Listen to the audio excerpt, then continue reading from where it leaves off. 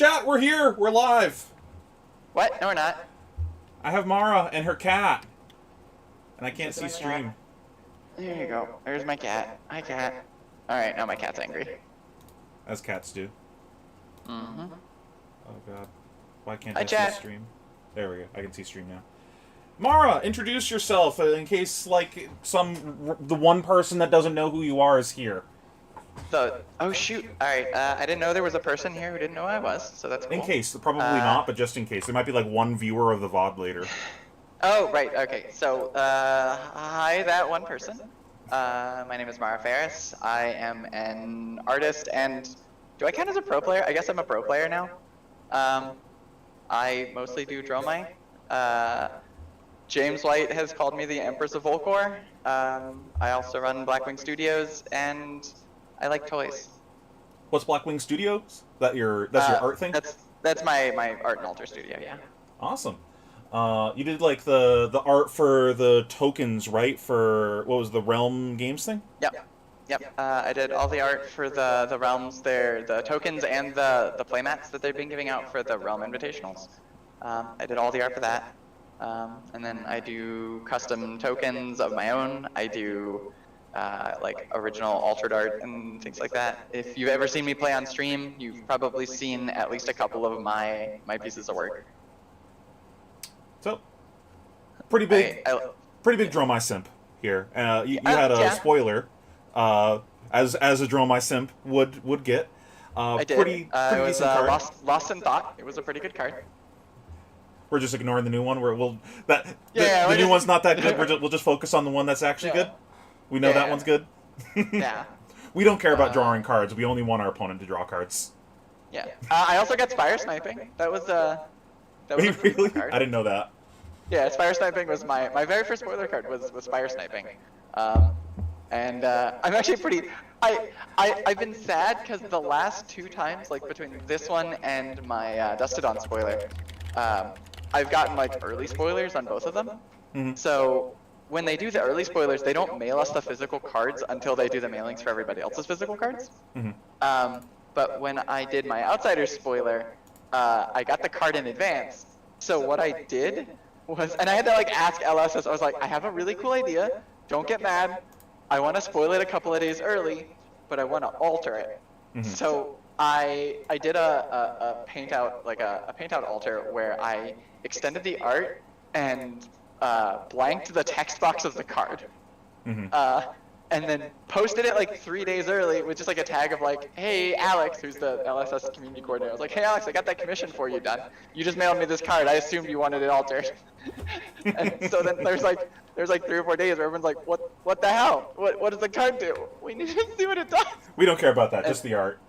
Chat says there's a little bit of an echo. I posted then a few days later I posted a reverse time-lapse video of me like unpainting the card to do the card spoiler reveal, which was pretty cool. I think I saw that. Hold on. Chat said there's an echo, so I'm just going to throw on some headphones real quick, so I'm going to have to fuck around with my audio. This is going to take me like 2 seconds. Feel free to keep talking, though, Mara. Just letting you guys know I'm going to be quiet for a second. Oh, okay. Talking's not a thing I'm good at. That's like one of the things you're the best at, actually. That's why I brought you on. You're going to do half the work for me. Yeah, that's a lie. I can talk a lot about anything. But yeah, so that was my spoiler card for Outsiders, and I thought that was a really fun spoiler card. And everybody seemed to like that. And then they messaged me for Dustodon, and I was like, oh yeah, I'd love to do another spoiler card. That'd be great. And they're like, cool, you post tomorrow. And I'm like, motherfucker. Oh, I can't swear, can I? Gosh darn it. I didn't get to do anything like cool with that spoiler. Did you say you can't swear? Can I? Wait, can I swear? I don't really care. It's fine. Oh, I curse like a sailor, so I'm not gonna police someone else. I'm gonna like pretend like I'm gonna try not to swear. Just like, you know, YouTube algorithm. We gotta like make sure Pheno gets his stuff in front of children or something. I don't know. How many kids play this game? Just Brody. It's just and like Lucas. Brody and Lucas. That's it. That's it. all 2 of them. I guess Matt McInnes. Hold on, don't talk for a sec because chat can't hear you because I just changed it over to my headphones. Properties, audio coming from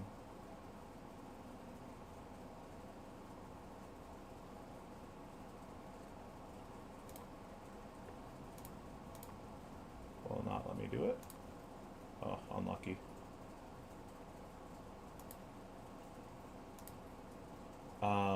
It's at the top of my Twitter right now. Yeah, I'm making you work for it. Can you say something?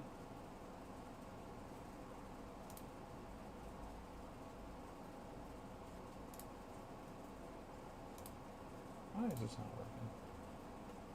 Spell your last name. Like the color? Is there a Q in it?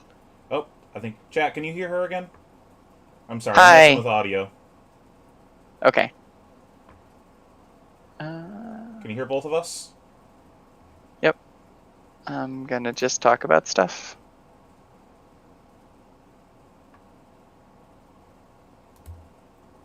I think it's fine now. Sorry about that, chat. Alright. So, you got a new spoiler card, though. Pretty decent one, I'd say. Yeah, it's a pretty good card. It definitely does a couple of things for Dromai that we didn't expect. Like, I literally, like, I read this card 4 or 5 times after they first sent it to me, and I was like, there's no way this card does what it looks like this card does. Like, I have to be missing something. Because if you, like, 2 weeks ago, asked me to make my dream card for Dromai, it would not be as strong as this card. Like, if you asked me to put everything I could ever possibly want in a Dromai card into a single package, it would not have even been this. It would have been weaker than this. This card is cracked. This card is super cracked, and I thought it was cracked going into it. Yesterday was my first day actually doing testing. I got together with a couple of my testing partners and ran some games, and then played some stuff. And somehow the card is better than I thought it was gonna be, and I thought it was cracked. Yeah, I haven't gotten a chance to mess around with it yet myself, but I can see where it's insane. Just the ceiling of this card seems very, very high. I posted a screenshot yesterday of one of the games that I played, where I literally in one turn went play Tome, draw discard, with the 2 floating, play a Flamecall Awakening, search the Phoenix Flame, and a Kyloria, and the Chromai that I drew off of it.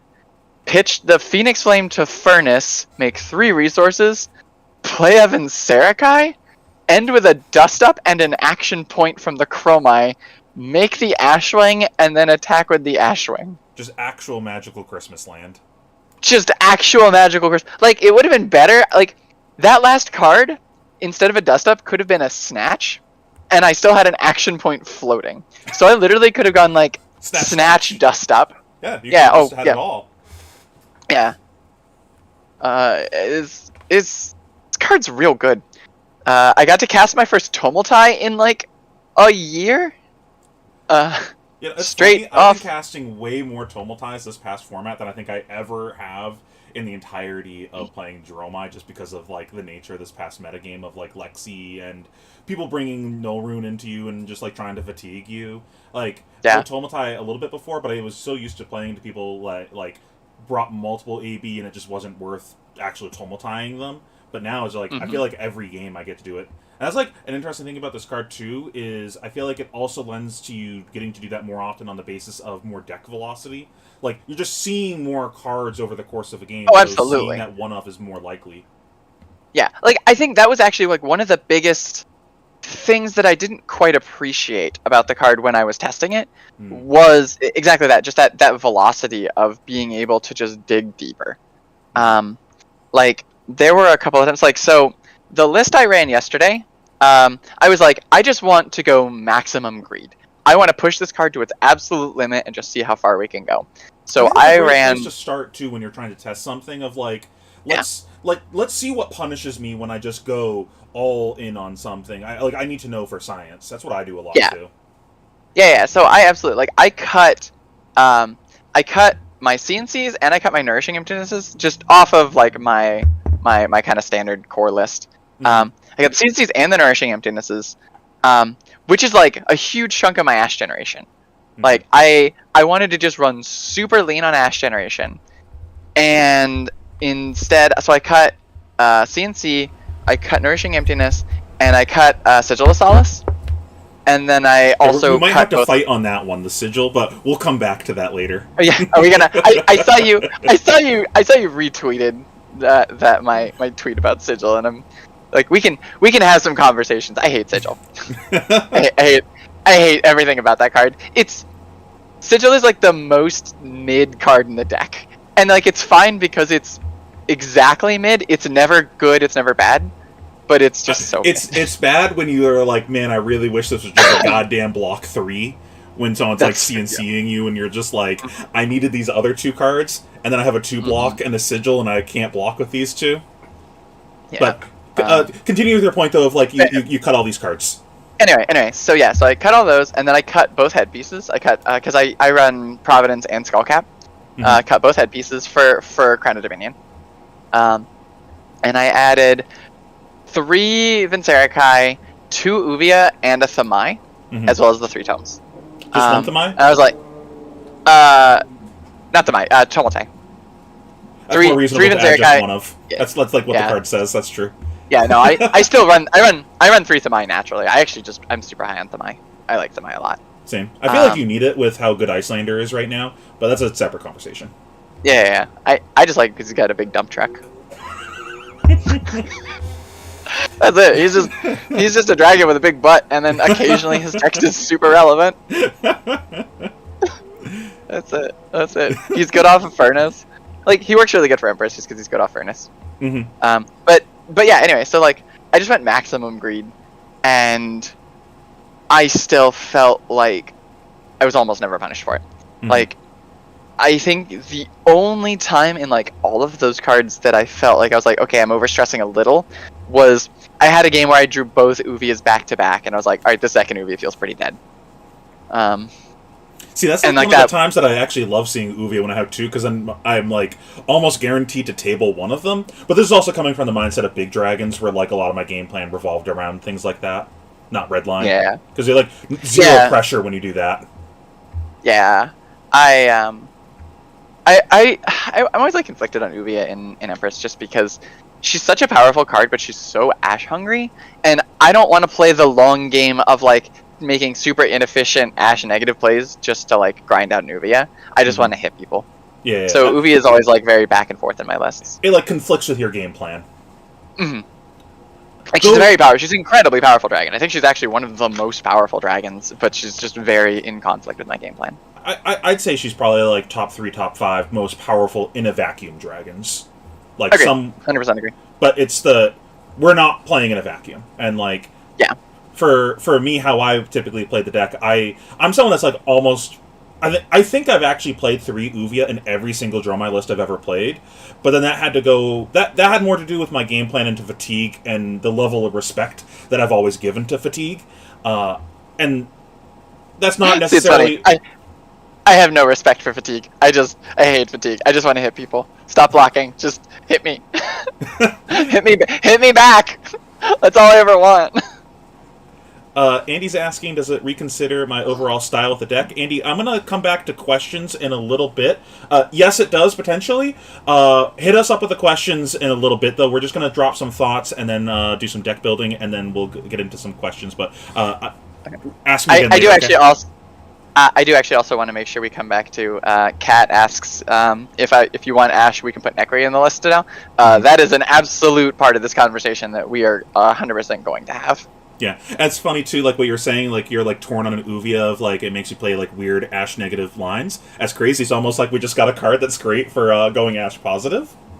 Yeah, like I say, I went super greed and went super low on my Ash generation, like by cutting all of my Ash positive chain enders. I went real negative on my Ash because I wanted to see what would happen. Yeah. And honestly, like I felt very not constrained. Like between 3 tomes being able to just generate so much Ash, And then also just having the gold back from Crown is just 2 more Ash guaranteed over the course of the game. That was actually a question I had for you. Are you, because we have Seekers now, like, I haven't played Royal Dromai and Seekers together. I've only played Royal, and then I played with Seekers. Do you think there's a consideration for now where you have the Seekers that you don't need to crack the gold for Ash, where maybe a cash-in comes into the deck now just to kind of make up for that loss of value of registering a shit helmet? So, like, I was actually talking about this earlier today.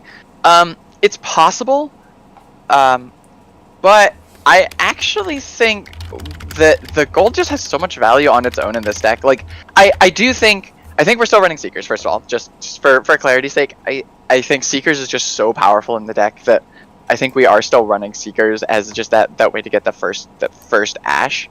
Because before we were running the gold so that we could guarantee that first turn Ash and not like brick an opening hand.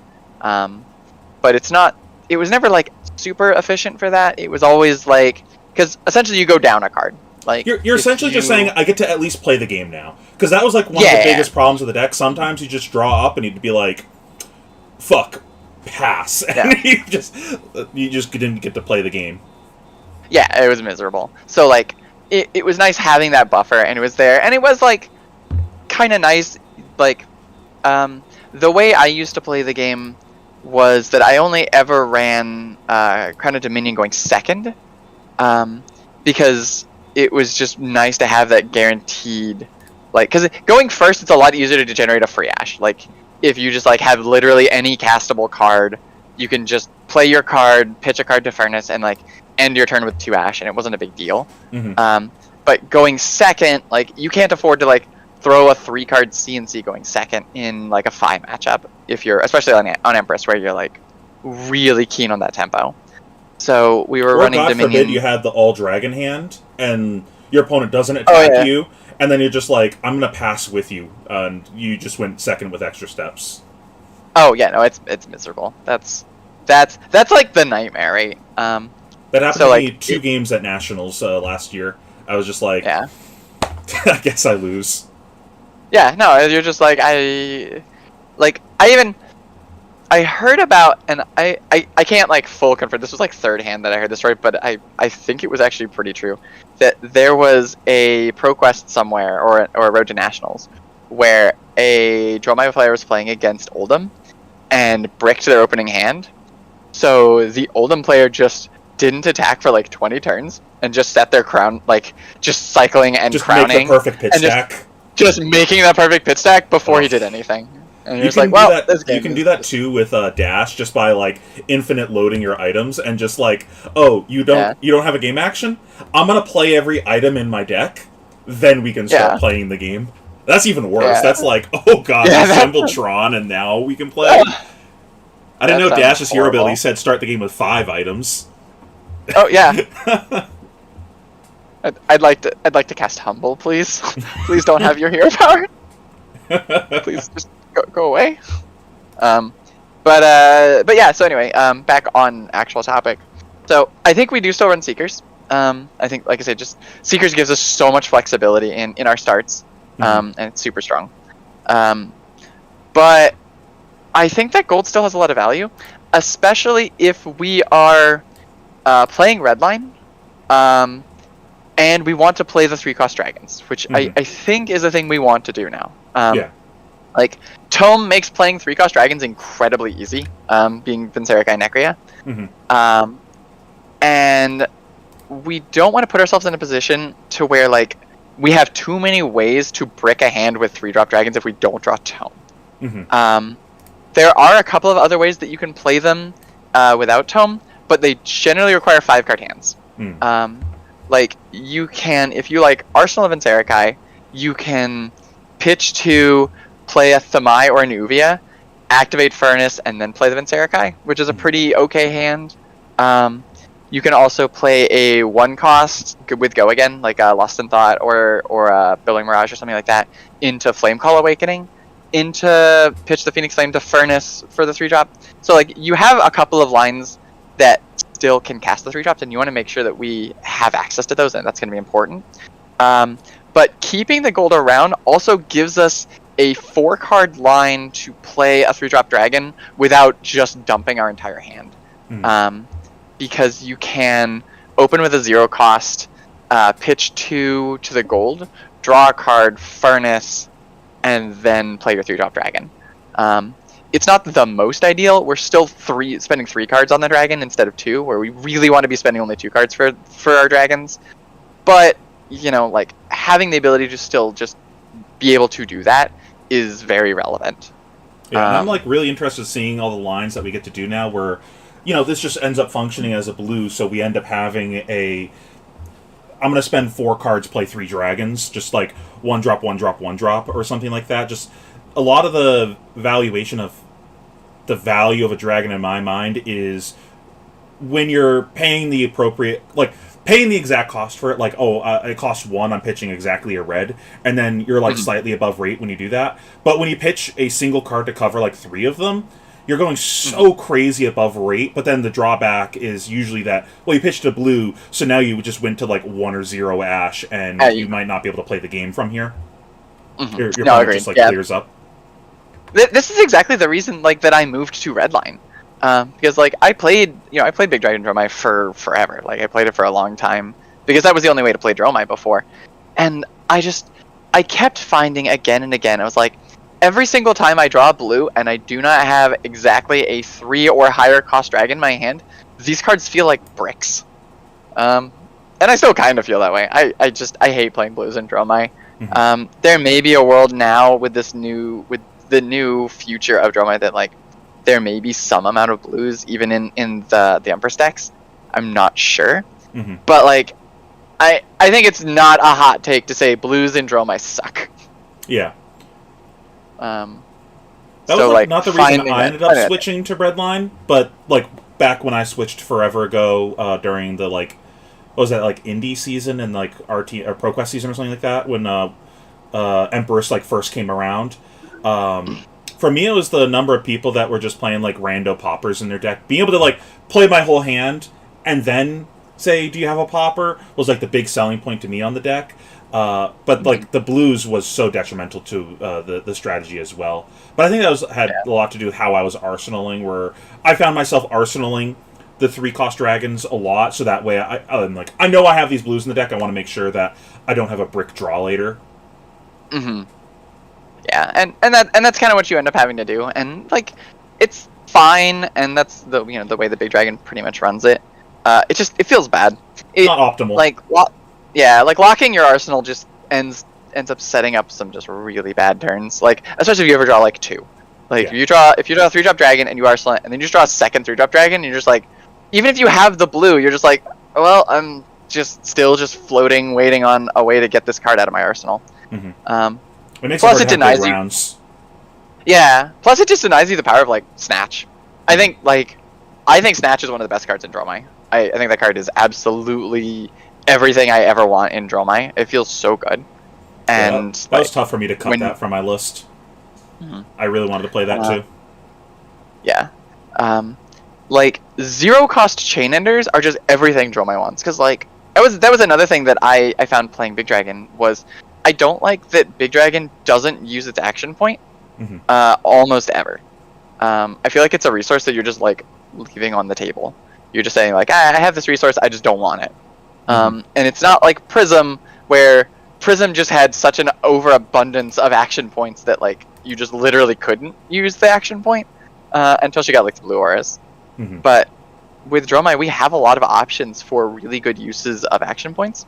And the 0-cost chain enders specifically are really, really strong because they're really good.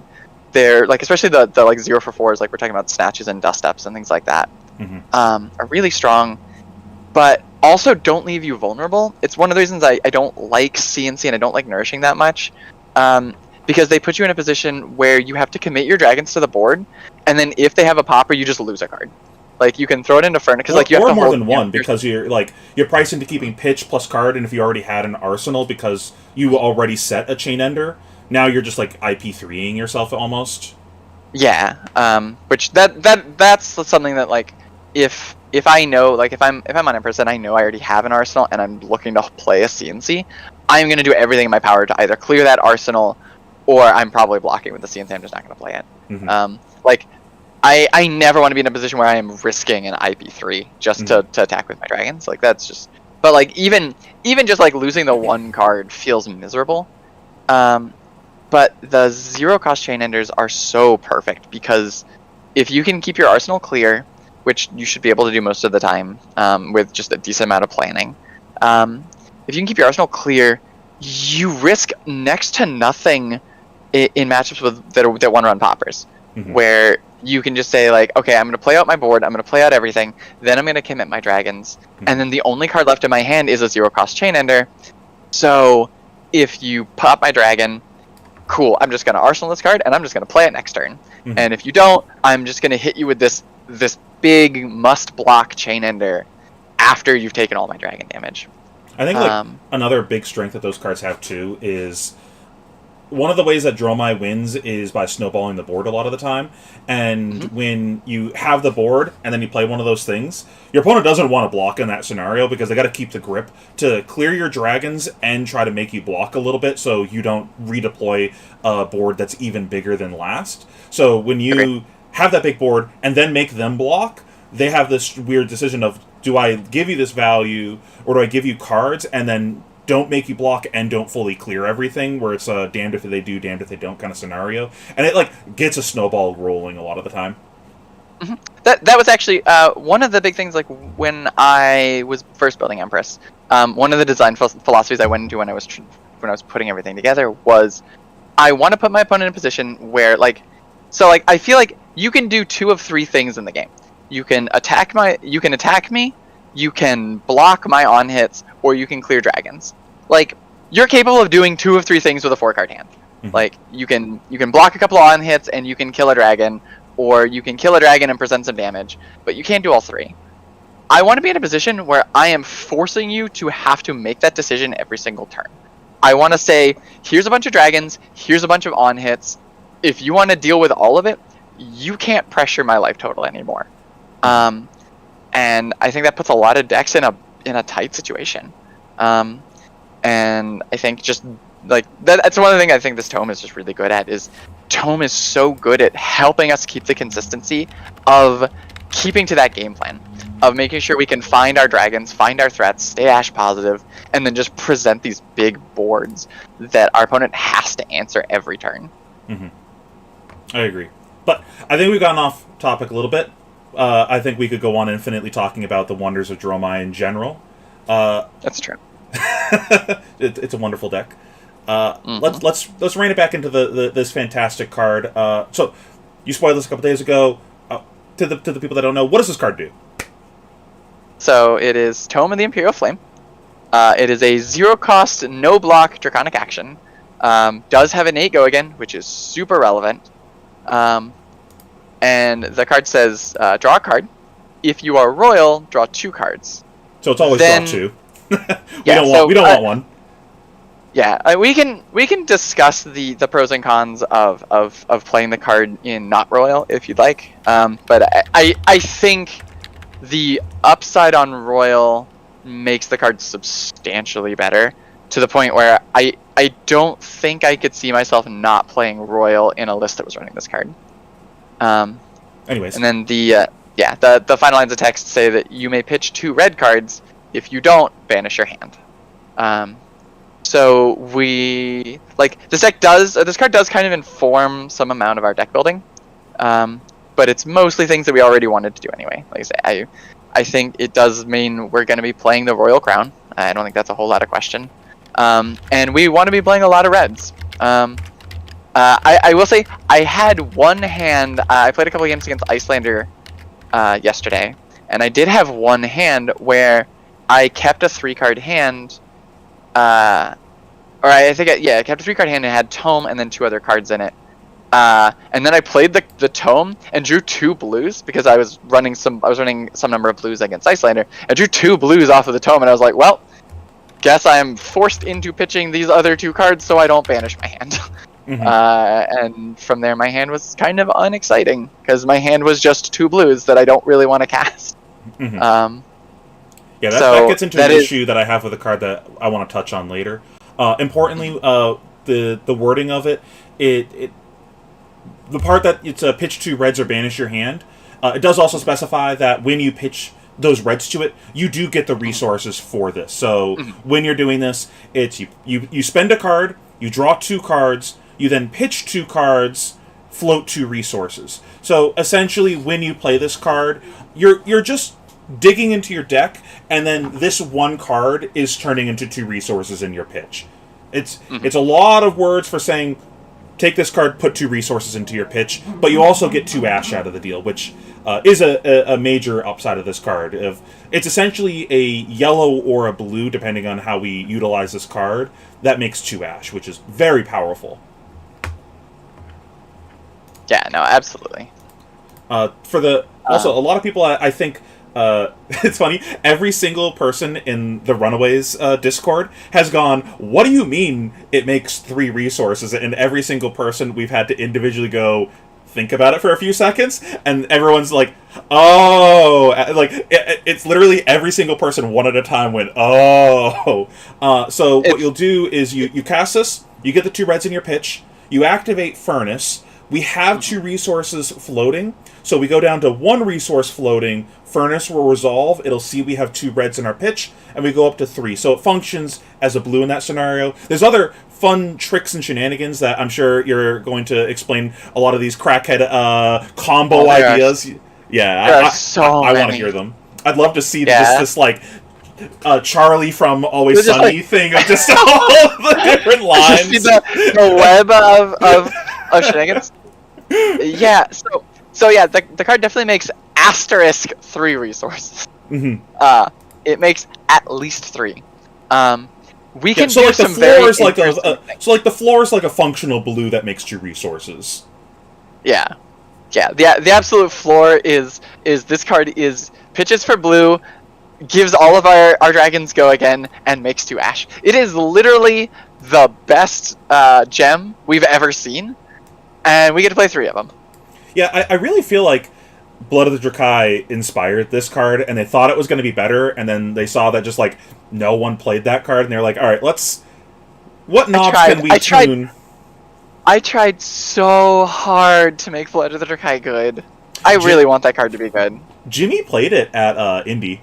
I tried I tried so hard to get him to not play it, and I was like, please don't play this card, it's shit in the deck, and he's like, nah, I win sometimes with it, and I was like, alright. Well, I think you're gonna lose sometimes because of it. I think I literally had a conversation with you. I think it might have been at Indy, because I remember I was talking with him about that card specifically. It was either Indy or Nationals last year, one of the 2.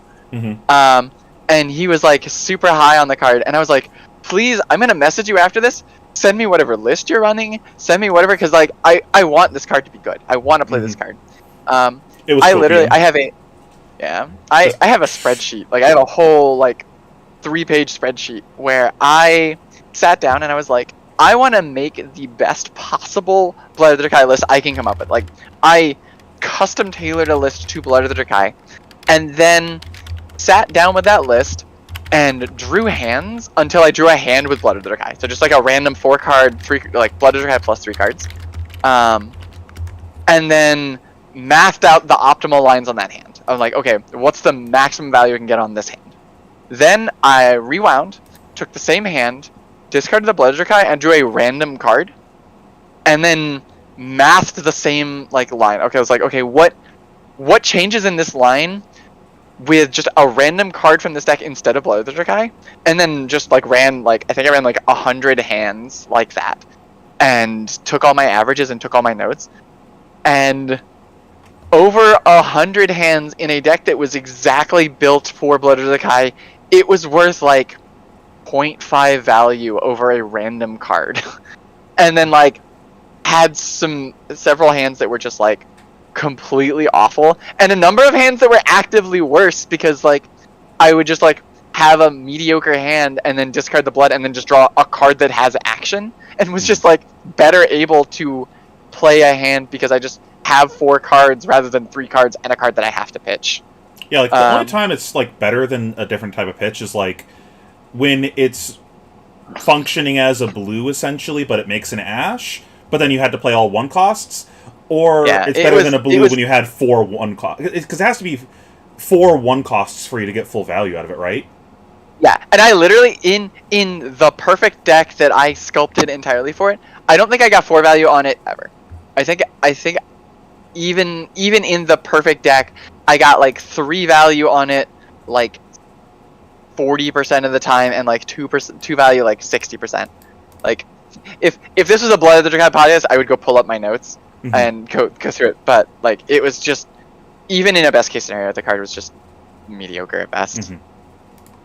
I actually had that question too. Someone in chat was saying that. Do you think this card changes anything with Blood of the Drakai?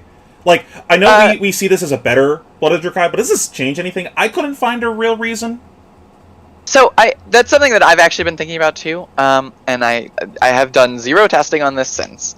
But it's interesting. Like the answer is like probably no, because Blood of Drakai still has the same problems Blood of Drakai has always had. Yeah, it's just like you're still in the same magical Christmas land. It's just like when you hit it, it is slightly better, I guess.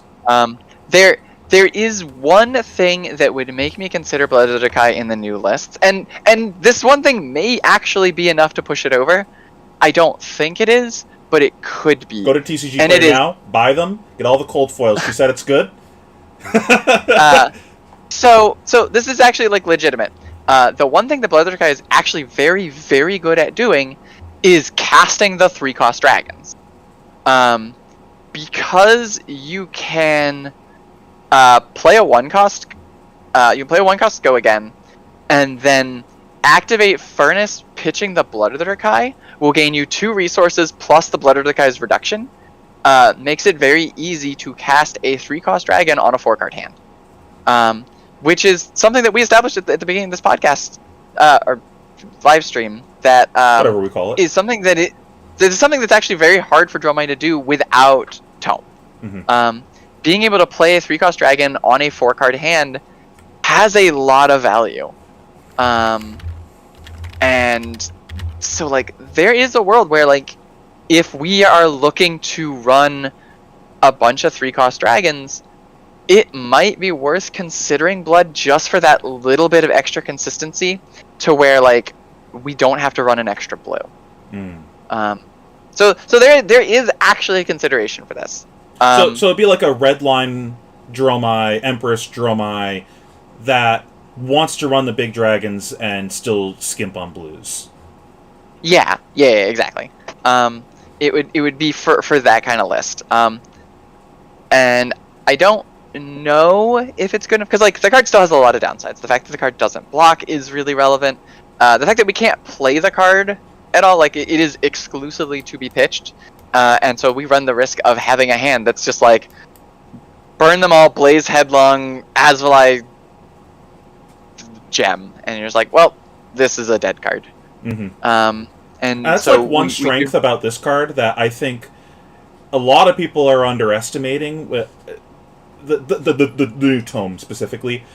This feels like a gem that you can set. Like, it is a pitch card you can set. We've never had, to my knowledge, a pitch card that you can set, unless you count, like, E-Pot or something. E-Pot, yeah, I was going to say E-Pot or like, Talisman of Recompense, which that card hurts my soul still. So, like, the way that you can think about your hands now when you're attacking and blocking and, like, just like how you're thinking through turn cycles changes a lot now with this card, because you can, like, you know, block and then set this card after whatever else you did on the turn, and then wait for a hand to come around, and you're like, well, I want to block with these cards, but I want to play this other card in my hand. I'll essentially use this card in my arsenal as my pitch to cover this. And that's never something that we've been able to do before, so it's like planning out your turn cycle in reverse. We were talking about that with Necria earlier, where it was like, I'm going to set the Necria, wait for the blue. Well, now it's the other way around. I'm going to set my blue, wait for the Necria.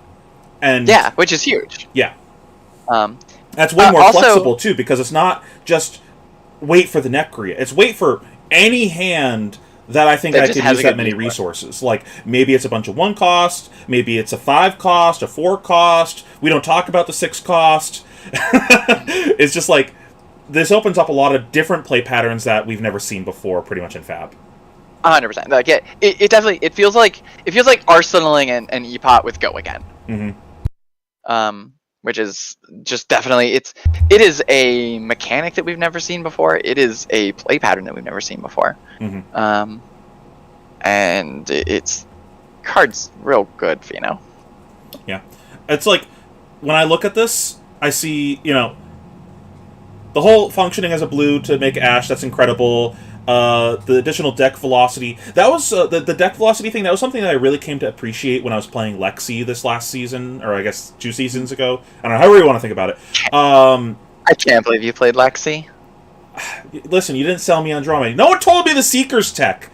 Mansant spoiled it to everyone but me. I didn't know. I would have been on it. Dude, Mansant did some sleuthing for that. That was.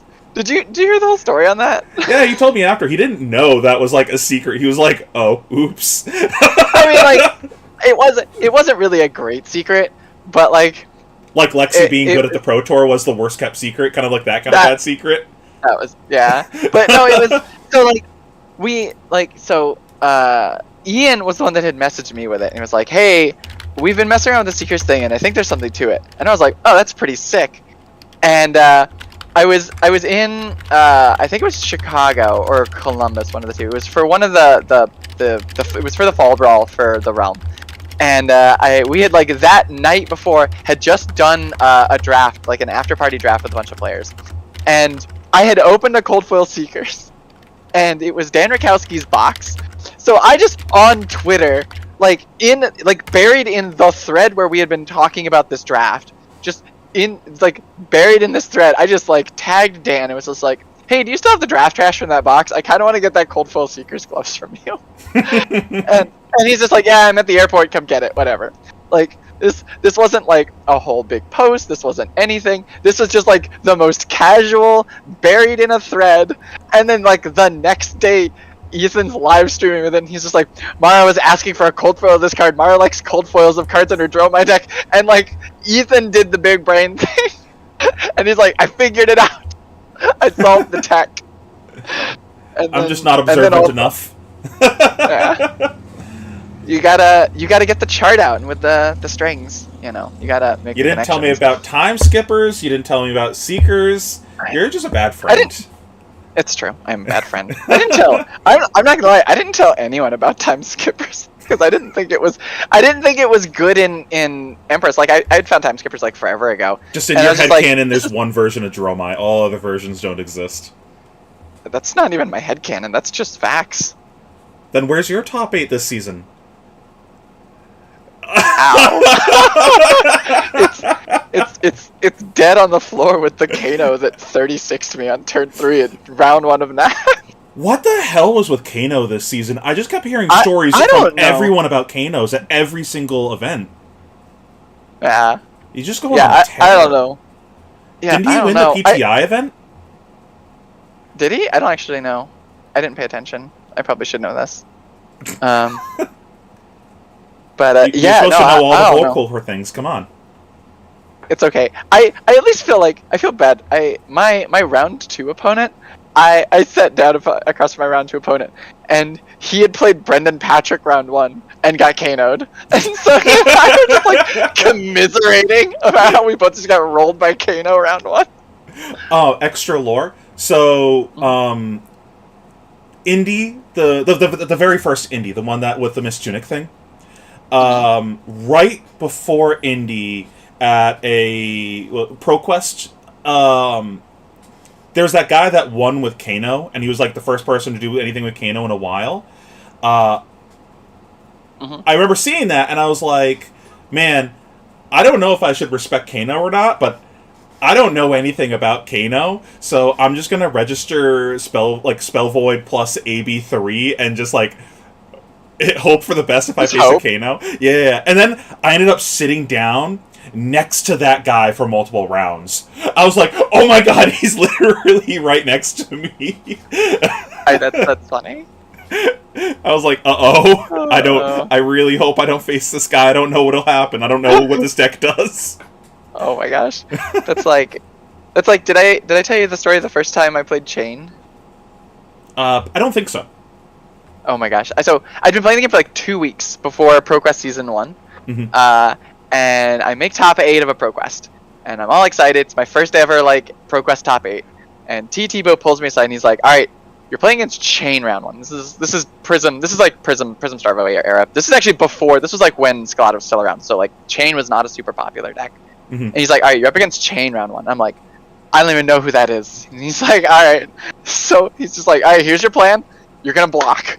You're going to block a whole lot. And then when you're tired of blocking, you're just going to block more. And I'm like, all right, cool. A masterclass in control. so I sit down across this Chain player, and super cool dude. Like I need to I wish I remembered who he was, so I gave him a shout out on the stream. Mm-hmm. Super cool dude, super chill. And I had to sit down and be like, look, I've been playing this game for like 2 weeks.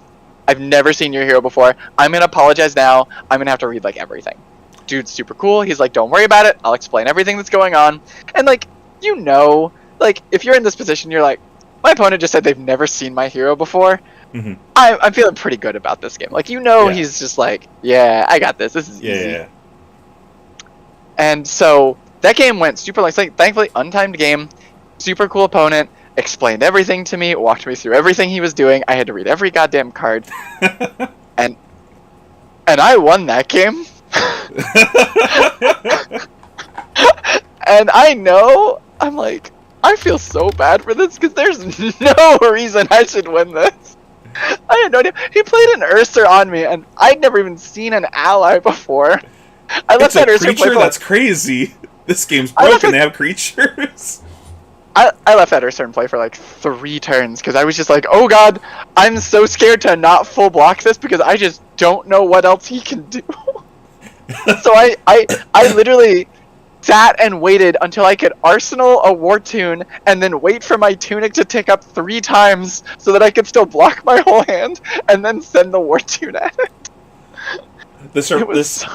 I might have told you this one before. Chat might have heard this one too, but there's definitely people that haven't heard this. That's very similar to my story, my first tournament I went to where I played Yuanji. He was playing... so this is RTN Season 1, and he's playing Combo Viserai. Exact same conversation. Hey, I'm brand new. I don't know what any of your cards do. I know what my cards do. I'm going to need you to explain everything happening to me. Yuanji being Yuanji just doesn't really want to explain anything to me. And after a while, I'm just like, all right, whatever. If you cheat me, you cheat me, whatever. I don't know what's going on. And then we get to the end of the game. He's got the stack of rune chants. I have no idea what's going on. And he cracks Scalata, plays the Sonata. It's for like 25. And he just starts flipping over cards, and I'm like, what is happening? He flips over his entire deck and hits 3 attack actions or something like that. And oh my gosh. He's fuming. In reality, this is his own fault. His pitch stack sucked if he only had 3 attacks left in the deck. But meanwhile, me on the other side, I'm looking at this and I'm like, my god, this is the best card I've ever seen in my entire life. Scry 25, draw 3? This card's nuts! And I'm so confused why he's mad. I'm like, this card's insane, you drew 3 cards! And then... oh my gosh! And he's fuming. He just, like, storms off afterwards, and I'm like, I have no clue what just happened, but I think I won. Dude, that's fun. That's great. Dude, I got to... I love Yuanji. Yuanji's like one of my favorite people. I definitely, though, in Atlanta like 2 weeks ago, or 3 weeks ago now, I definitely got to Nourishing Emptiness Yuanji off of his own codex. Oh no! I had to burn them all on 3. He's playing Lexi. I had to burn them all on 3. And he codexes me, and I look at my graveyard, and it's 3 attack actions and a Nourishing Emptiness. And I'm just like, unlucky. I'm gonna put this here. I was like, I'll wait the 1 turn. Got him. I don't think he was super happy about that one. Miscalculation. Okay, so back to being not sidetracked. So right, sorry. No. We're having a good time. Chat. You can't put you and me in a chat together and expect us to actually stay on rails. Chat, you guys are enjoying this, right? A little bit of story time. Okay, so I was talking about the strengths of the card. I left off as functions as a pitch card that you can set. And one of the other things is it leads to a lot more snowball-y plays. You were starting to talk about that a bit more. We got our whole spider web of ideas behind us. Right. And lastly, I'm just trying to read my notes here. And honestly, the floor of the card is... It's a one-card go again. Like, it still pushes your board in... Like, the worst-case scenario, you have to block with everything, and you're left with this one card. Okay, whatever, play it, get the board, go again, push the board. That is the absolute floor of this card, other than it's a non-block and you actually die that turn. Yeah, so there's actually an important part to the floor of this that I think is worth mentioning, and it was something that I think you and I started talking about just slightly off camera. Mm-hmm. So... when you get into those endgame scenarios where you're like, okay, my game plan is block 9, play just something to turn on my dragons, and go again. Mm-hmm. Right? Like that's actually a fairly common endgame state, especially in more aggressive matchups, especially where they're like they can't take time to clear dragons anymore because they have to keep pressuring your hand, but then like you also can't take time to stop blocking. Like so then those endgame states are very much like they have to ignore your dragons, and you have to play very defensively and hope you can ride the dragons to the endgame. Mm-hmm. When you get to those endgame states, you can no longer make Ash. Like, whatever Ash you had going into that endgame is probably all the Ash you're going to get for the rest of the game, because holding cards in hand becomes very difficult. Especially holding the cards necessary to be able to play, you talk about like the 2-cost Chain Enders, like the CNCs and Nourishings, like those cards are just never getting cast again because that takes a 4-card hand to play. And but also, when you do that to make the Ash, it's going to be like you spend a round to make the Ash, then you can spend the next round actually using the Ash on something. You can't do both. Yeah, exactly. So like once you go into those endgames, you have to be very cognizant of, you're like, okay, I'm on block 9, play a card, and I have 2 Ash, or I have 1 Ash. And 6 of my 0 costs, so like your 0 cost becomes super important there, and you have to know like 6 of my 0 costs cost me Ash. So like you have to make this assessment of, okay, I drew an Asvali, do I want to play it here? Can I afford to go to 0 Ash, because now I'm gonna risk this scenario, 2 turns from now, where the only 0 cost in that hand is now a Chromai, and I can't play it anymore. Mm-hmm. And Tome in these situations suddenly becomes so much more valuable, because it's a way that even in our absolute floor, which is we're blocking 9, we're playing this Tome just to turn on our dragons, knowing that I have a card in my deck that can just be like, this turns on my dragons and then just gives me 2 Ash. Now in that situation where I'm like, okay, I have an Asvali and a Burn Them All in this hand, and 2 other cards that are just 3 blocks, and I'm never casting. Mm-hmm. In that situation previously, I probably would have blocked with the Asvali and played the Burn Them All, even though this Burn Them All is probably not going to get a whole lot of value because we are absolutely in the end game. This Burn Them All might get like 2 Arcane. It just doesn't use Ash, though. But it just doesn't use Ash, and I can't risk 2 turns from now drawing Chromai and then 3 other cards that aren't 0s, and then I can't play them.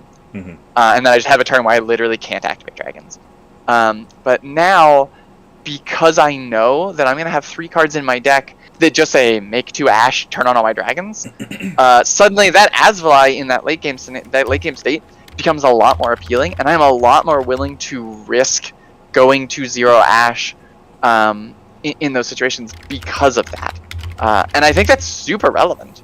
I think that's just an incredibly powerful... The ability to make Ash on a 1-card hand is something that we have literally never been able to do before. Yeah, like, one of the cards that I was saying back during Dynasty, when we knew we were probably getting something for the deck, but we didn't quite know what yet, was I just really wanted us to get a card that just... It was like, what's the frickin' rune chant thing where you make a rune chant every turn or make 3 rune chants all at once? Those 2... Runeblood Incantation and Read the Runes? I think that's correct. All the Runeblood players can yell at me. Yeah, I wanted something like that for Ash, where it was just, this just says, make 1 to 2 Ash or something like that. And we, kind of got that, but it was not what we needed, as it doesn't have Go Again. It's very difficult actually using those in an effective way. We're spending a full card on Ash and end your turn. Not really what we're looking to do in the deck. If those had Go Again, I think those had a lot more legs in the deck. But this is much closer to what I wanted in a card, but then it's more flexible than that. It's not just make 2 Ash. I remember after Uprising, it's actually funny. Somebody very recently linked me to this conversation that we had in a Discord server, like literally after Uprising had come out and we were doing like early testing, and I was really struggling with Ash generation, and I was like, I would kill for Rake the Ashes, just like 1 cost Go Again, make 2 Ash or make 3 Ash. Yeah. Like no other text. I was like, I would kill for that card.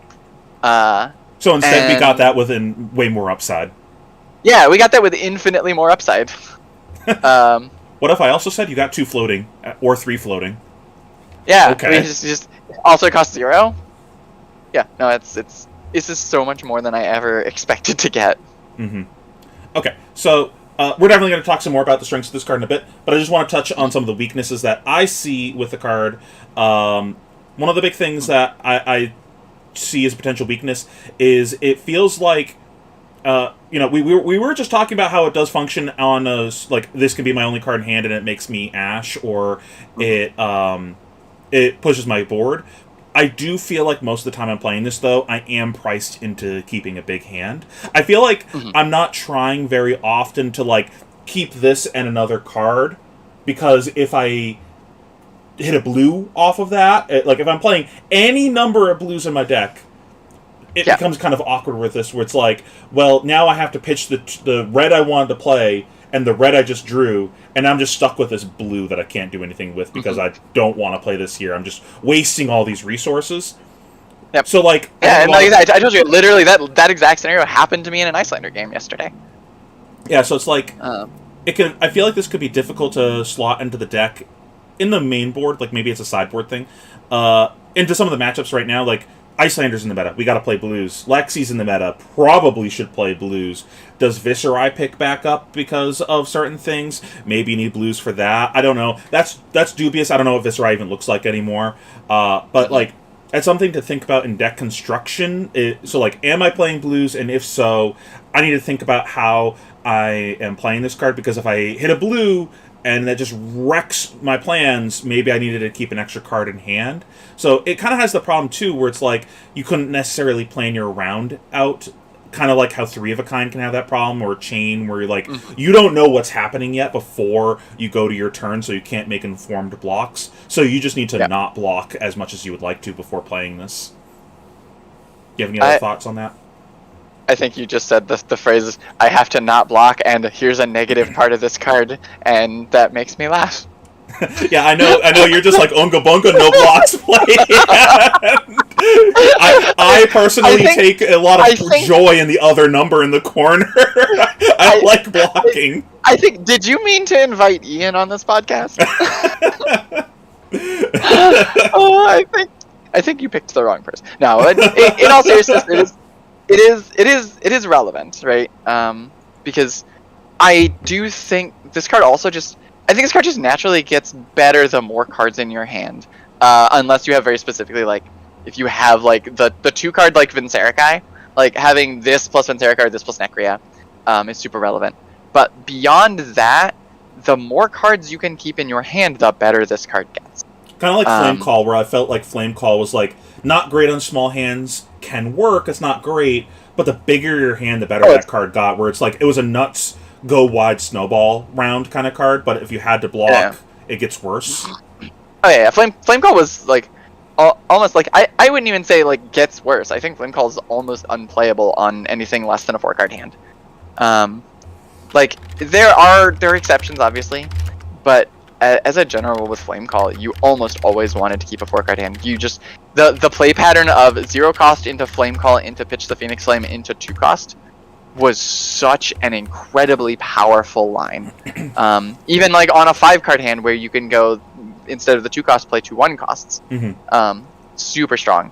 And anything below that, it just becomes like even on a 3-card hand, you're like, well, I can play my 0, then I pitch to the Flame Call, and then throw away this Phoenix Flame into Furnace and do nothing with it. Like, even on a 3-card hand, Flame Call becomes a very, very mediocre card. Mm-hmm. Like I was talking with Prodigy, who's been running the more red line control lists, and he initially in the PTI event that he won, was running like a ton of D-Reacts and then also Flame Calls, and he messaged me after. He's like, Flame Call is the worst card in this deck. I don't understand anything about how you play this card. And I'm just like, you're running a million D-Reacts. You're playing a deck that wants to block and Flame Call. Those don't work. Like, those cards do not work together. You can't... Anti-synergy. Like, yeah. And so, like, I think we're going to find a very similar thing with Tome, which is going to make the That actually kind Dromai... of reminds me of, like, the deck building in Briar, where it's like, if you're playing Lightning Presses, but you're also playing Sonatas, these don't work together, so it's like maybe when you sideboard, you leave one out in all matches, so you like they swap with each other. So it's like, if I'm bringing in D-Reacts, maybe I need to sideboard out my Flame Calls. Not necessarily wrong to have them both in the deck list, but maybe not together at the same time. Yeah, no. I think absolutely. And I think that's going to be one of the biggest questions in Dromai moving forward, is this card enables us to play more big dragons. Mm-hmm. You know, like, I think the 3-cost dragons are absolutely easily on the table now. And even, like, Dominia and Tumulti are well within reach in a red line or very close to red line list. But then the interesting thing is that, at least currently, we've seen the two Dromai camps being, I play a lot of big dragons, or I play a lot of aggression and don't want to block and want to play big 4-card hands. We've never seen a Dromai deck that can do both. Mm-hmm. And so it's going to be very interesting to kind of see how we sort of mesh this. Like, I think we are actually going to see a more unified Dromai list. I think Dromai gets a little bit less aggressive because it has access to these bigger dragons now, to where, like, you don't need as many Blaze Headlongs and these just, like, efficient 4-cost attacks.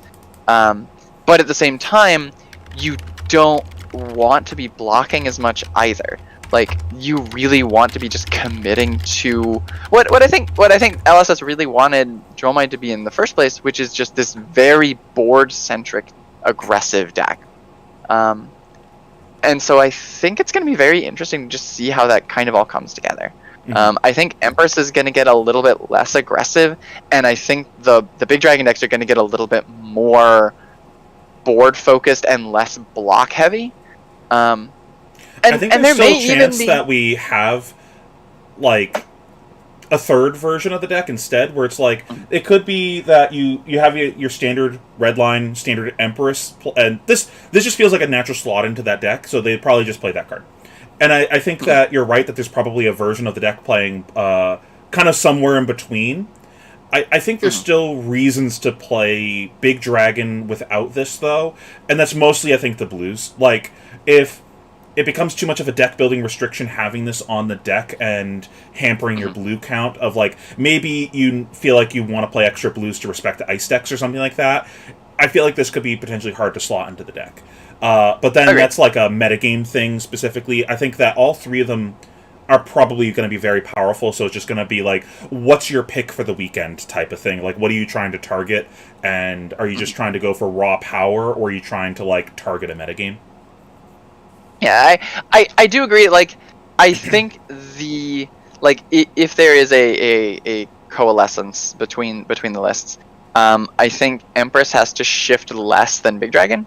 And so you're right. There may still be a Big Dragon list that just doesn't run this card, because this card asks a lot more of Big Dragon than Empress, right? Because you're like, it's a no block that requires us to give up our headpiece. Mm-hmm. And for Empress, having the no block is not that big of a deal. That deck just doesn't particularly like to block that much anyway.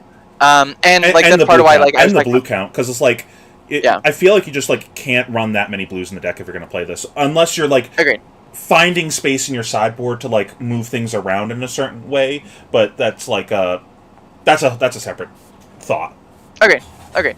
And yeah, like I say, and also the fact that we're giving up our headpiece is not an irrelevant discussion.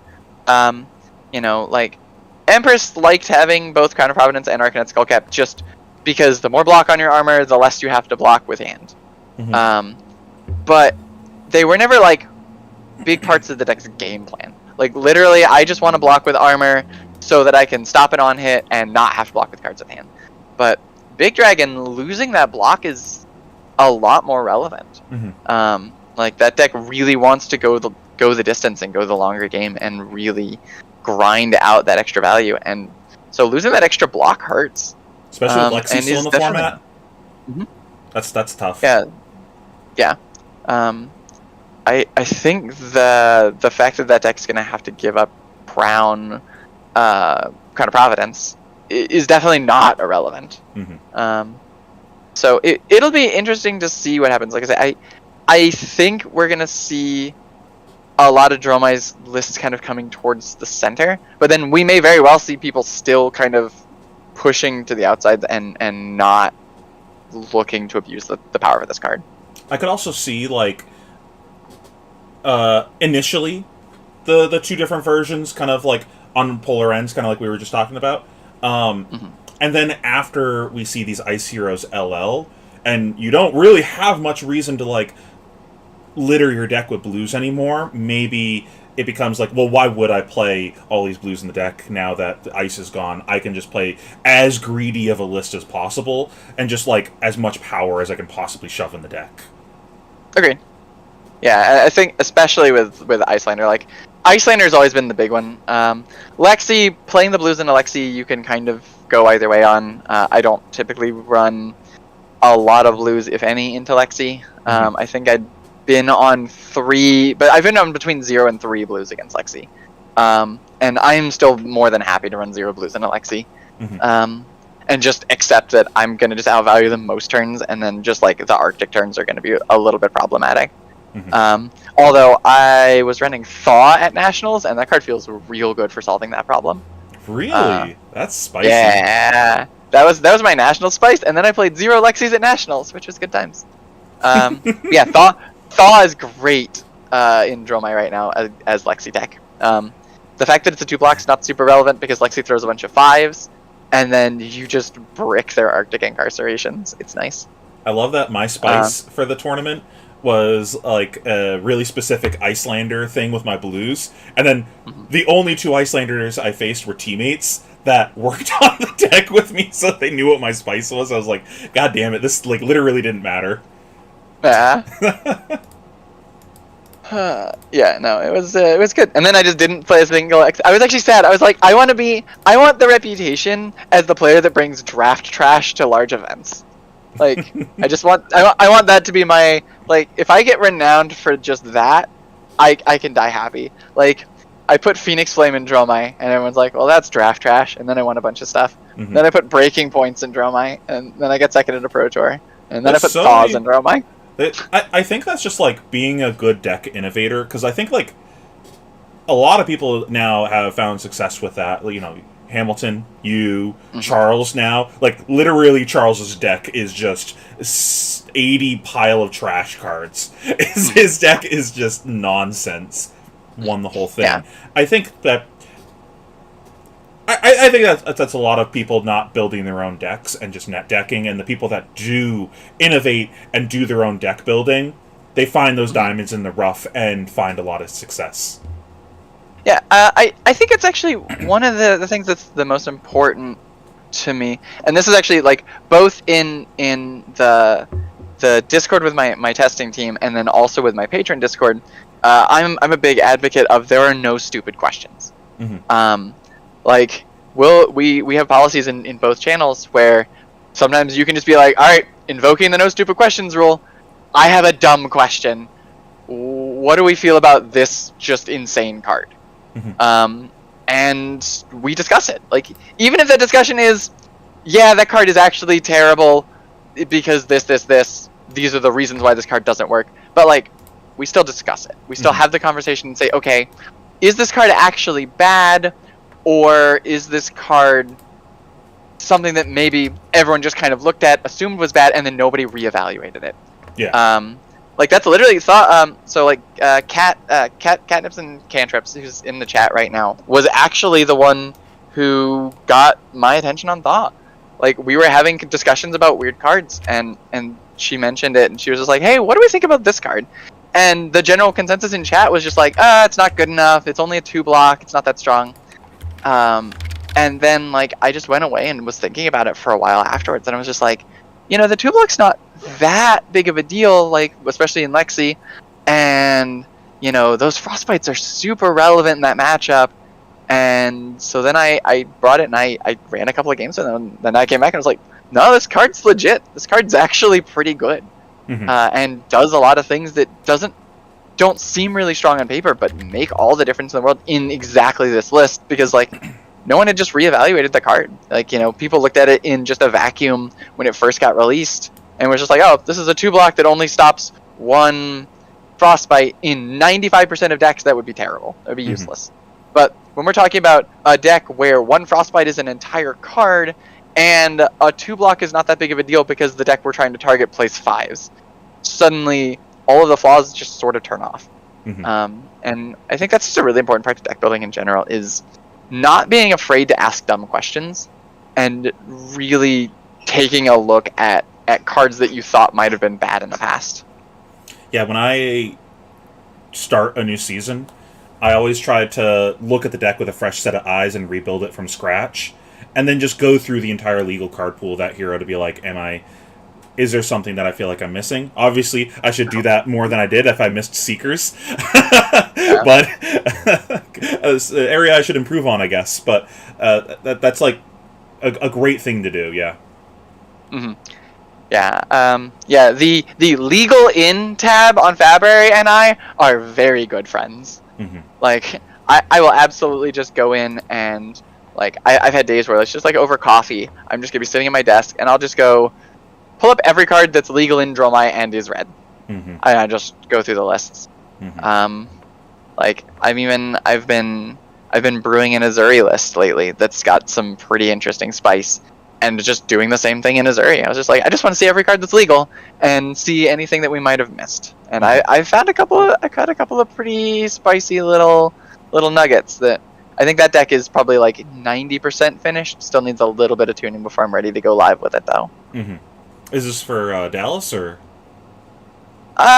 Probably not. Like, mostly this is a fun project for me because this is just what I like to do. I like brewing. But I did run the list at the PTI event in, where were we? Columbus last weekend? Columbus. I can't even keep cities straight anymore. I don't know. I get in a car, I go a place where my GPS tells me to, I get out of the car, and then I go home. I feel that because I'm usually not the one that's driving, so I'm like, I have no idea where I am at any point. I get in the car, I go on my Switch on the car ride, and then I'm magically there in an hour or two, and I'm like, I have no idea where I am. Time to play cards. But yeah, so like I ran it at the PTI event. I was like, you know what? National season's over. I've done all my Dromai testing. I want to have some fun and play this little wacky list that I've been working on. And it felt pretty good. I ended up going 3-3, but I think most of that was my inexperience with Azuri. Like, that was literally the first time I've ever played Azuri outside of like an armory. And I know I made some mistakes. Like, 2 of my losses were to Lexi, and that's a very favored matchup. So like, and I played the matchup wrong. And so I think this is interesting. But I will say, just so we can nudge back on track into Dromai, because no one wants to hear about my Azuri crap. Kingscorp's talking about Imperial Edict and Censor. I actually want to discuss Imperial Edict and Warhorn. Because those cards are on the table now because we're back to being royal. And Edict in particular is actually a really interesting card. I actually ran Imperial Edict in my Can you jog my memory on Edict? Is that the name of the card? Yeah, Edict is it is a 1-cost or I think is it an aura or is it an item? I don't remember. It stays in play. It is a 1 cost without go again. That then says you can sacrifice it, name a card. That card can't be played this turn. But if you are royal, you get to look at your opponent's hand first. And that card is actually like in very early when Crown of Dominion first came out, was back before I had officially before I had officially before Empress was a thing. Mm-hmm. And I was doing some very, very early Royal Dromai testing. And I ran Imperial Edict in those lists, and I like that card. I think that card is powerful. So what are you looking to do with it? Just disrupt their round? Yeah. It's exactly like what we look at Lost in Thought. It's very, very similar to Lost in Thought. It's not quite as powerful as Lost in Thought, which is kind of the consideration of whether or not it's worth running, just because Lost in Thought does do the same thing better. Mm-hmm. But sometimes you can just pop that card. First of all, the fact that you can pop that card and look at their hand is just super relevant on its own. Lost in Thought has shown us the ability to just look at a person's hand and go, cool, you don't have any poppers. This can change the way that I template my turn. Mm-hmm. Is wildly relevant. But also the ability to just be like, I'd like to just make you not play this particular card right now. Has a lot of value. Whether or not it's enough value, I don't know right now. That's going to take some testing. Does it also stop them from pitching it? No, unfortunately. That's the one issue with it. Lost in Thought actively takes the card out of their hand, whereas Imperial Edict does not. So Imperial Edict, you're looking to actually just shut off just their reds, their big plays. But Imperial Edict also does something that Lost in Thought doesn't, and that is it has the ability to shut off non-attack actions for a turn. So you can stop Alexi from 3-oaking for a turn, or Rain Razoring. And that has an amount of value to it too. It doesn't stop it completely, just because what they're probably going to do is they're going to arsenal that card and play it the next turn. But if the opportunity cost is low enough, sometimes that's okay. I've been pretty low on, we talked about Censor. I've been pretty low on Censor for that reason, but I feel like the opportunity cost for Censor is a little higher, just because you kind of have to blind guess. Being able to guarantee you're getting value is something that is, I think, at least worth consideration in the new list moving forward. I don't know if it's enough, but it is a thing I think worth thinking about. Yeah, I guess my question for that would be is there something I'm trying to do in any specific matchups? Am I trying to use this for a specific thing in a specific matchup, and I know this wins games in that matchup, taking their 3-oak or something like that, where I know that just naming something just completely disrupts what they're trying to do. Otherwise, it feels like Lost in Thought is just better most of the time. But worth considering. I think, yeah, I think Lost in Thought is just going to be better, no questions in that same spot. The question is Lost in Thought powerful enough that we want 4? And that is a more interesting question. Because Lost in Thought is an objectively powerful card. I know Nick Butcher went on a whole rant about how he's just super low on that card, but Lost in Thought has an intangible to it that if you're ever just looking at just the value game, if you're just trying to mathematically, I am taking a card from my opponent, but then I am giving them a ponder, which is worth a card, and I'm losing 2 cards to do this. The math on this card is terrible. And if that's all you're ever looking at, the card is objectively unplayably bad. I think you can still math out the card being good, though, due to certain things that make Dromai specifically powerful. One of the strengths of Dromai that we illustrated earlier is it was the whole, you can do 2 of 3 things here. It was that whole conversation. Yeah. The Lost in Thought can do a similar thing where you're able to present a board that's big and then also strip away from them that gives them the ability to clear, like you take their blue or you take their efficient attack or something, and it means that they can't clear your board very effectively, meaning that 100%. you table more dragons. You go into next turn with some of your dragons, and that's like one of the things that's always very hard to do in the deck, getting your dragons to come back to the next round. So every time you do that, you're like, okay, my loss in thought is worth the damage that I got out of this dragon for the second round as well. I got the card out of their hand and an extra swing with this dragon because it stayed. Yeah. Actually, like I told you, I was testing Edict in my very early Big Dragon build, my Royal Big Dragon builds. One of the most powerful things that I would do with that card, and one of the reasons that it was really a card I wanted to try out in the deck, was Dominia, because so it costs 1 to play, but it costs nothing to crack. So I could set up a turn that was crack Imperial Edict, look at your hand, make sure you don't have a popper, then name your efficient, like name one of your red attacks in hand. That's cute. Then play Dominia, attack with Dominia, take the other red attack out of your hand, and leave you with this hand that is now no playable attack actions, and more importantly, nothing that kills Dominia. And I think of any dragon, I don't think there's any dragon in the game that gets more value on a second attack than Dominia. Tumulti in some matchups, sure, but getting a second attack on Dominia is so massive. Kyloria, if you're hitting your Dominia, Kyloria is like similar, maybe. Kyloria is very close. I think Kyloria is probably a close second. Getting a second attack on a Kyloria is pretty big. But like, Kyloria gives them the agency of blocking. And Dominia is just like, I'm going to take a card. Obviously, unless your name is pheanoblack, and then Dominia, obviously. I mean, that's why I like this Tome. I can play a deck that can still play big dragons, but not play blues. So like, maybe it's back on the menu. I think Dominia's text box actually reads, flip over the top card of your deck. If it is red, take a card out of your opponent's hand. Unless your name is pheanoblack, then when this card attacks, reveal the top blue card of your deck. I even like usually will say like reveal a blue. It's like Ravenous Rebel. Yeah. Dominia's like Ravenous Rebel for Pheno. Yeah. Unlucky. You just but for now whatever reason I don't.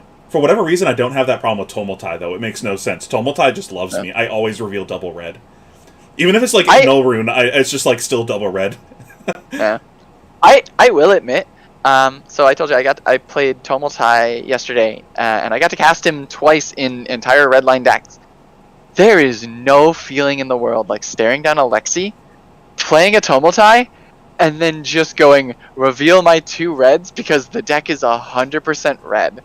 Like, there's no question of like, oh, what if I hit a blue here and now I can't destroy your New Horizons and I just took 27 damage to play this card and now I'm screwed. Like, I have a similarly good feeling. So I'm going to be making a storytime video for my for Nats soon. So like a small spoiler from that. I played against a Fatigue Bravo during Swiss. I think I actually told you this at Nats, but I played against a Fatigue Bravo. And at one point, I have, like, classic turn. I go Chromai, I go Mirage, I swing Chromai, I swing another thing, he pops it, then I play Passing Mirage. I've boarded dragons. So he's like, oh, I gotta respect that Chromai, and he kills the Chromai over killing one of the No Phantasms. He's like, you can have double No Phantasm, that doesn't matter. And I'm like, I wasn't expecting to keep this passing. Ghostly Touch for 17? And he was like, oh no! God! You did tell me that. That's funny. I guess. I forgot. He just insta-scooped. He was like, the game wasn't over. Like, yeah, he's still at like 30, but he's like, I can't recover from this now. That's pretty good. That was so funny. Yeah. That was a great opponent to play against. We both sat down and kind of had the classic, we're not going to go to time. Both of us were like, we're going to play a fatigue game. Neither of us want to go to time. We know that kills both of our runs because we're both X2 at this point.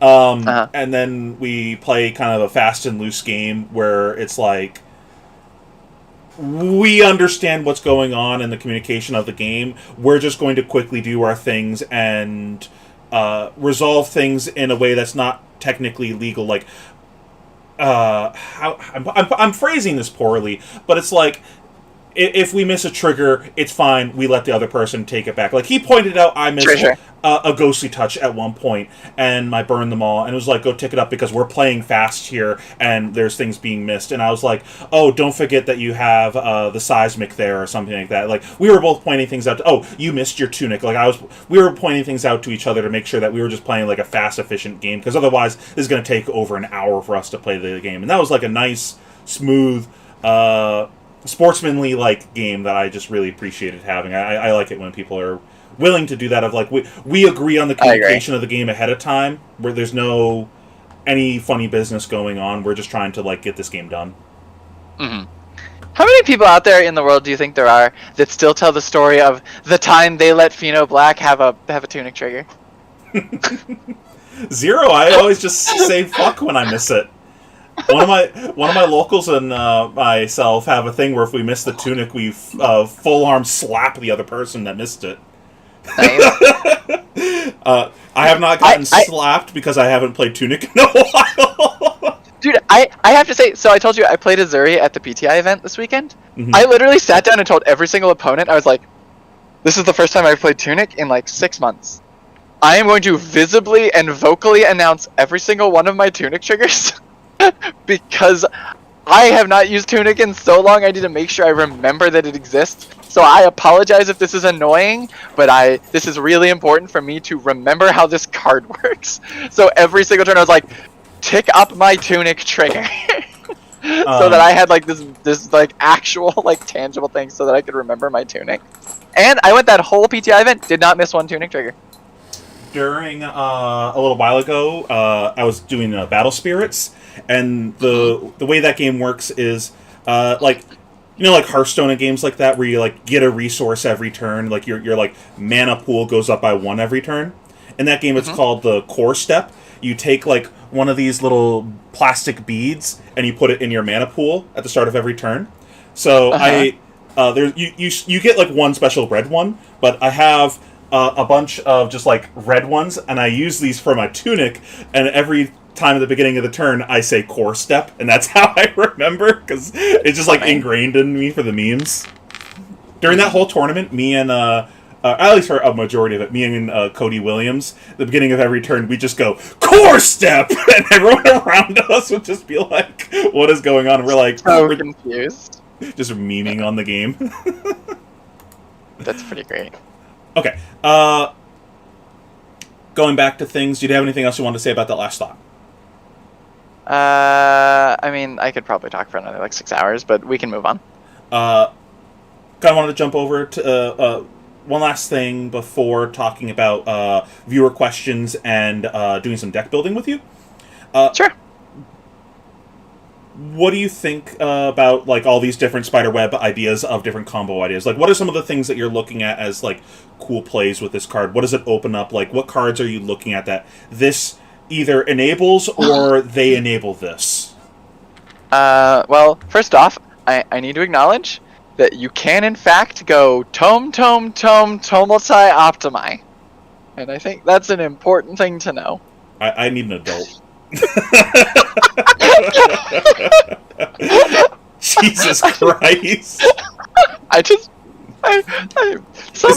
that a 2-card Tomulti essentially? I don't know. It's technically it's a 5-card hand. No. So like counting cards that replace themselves as 0.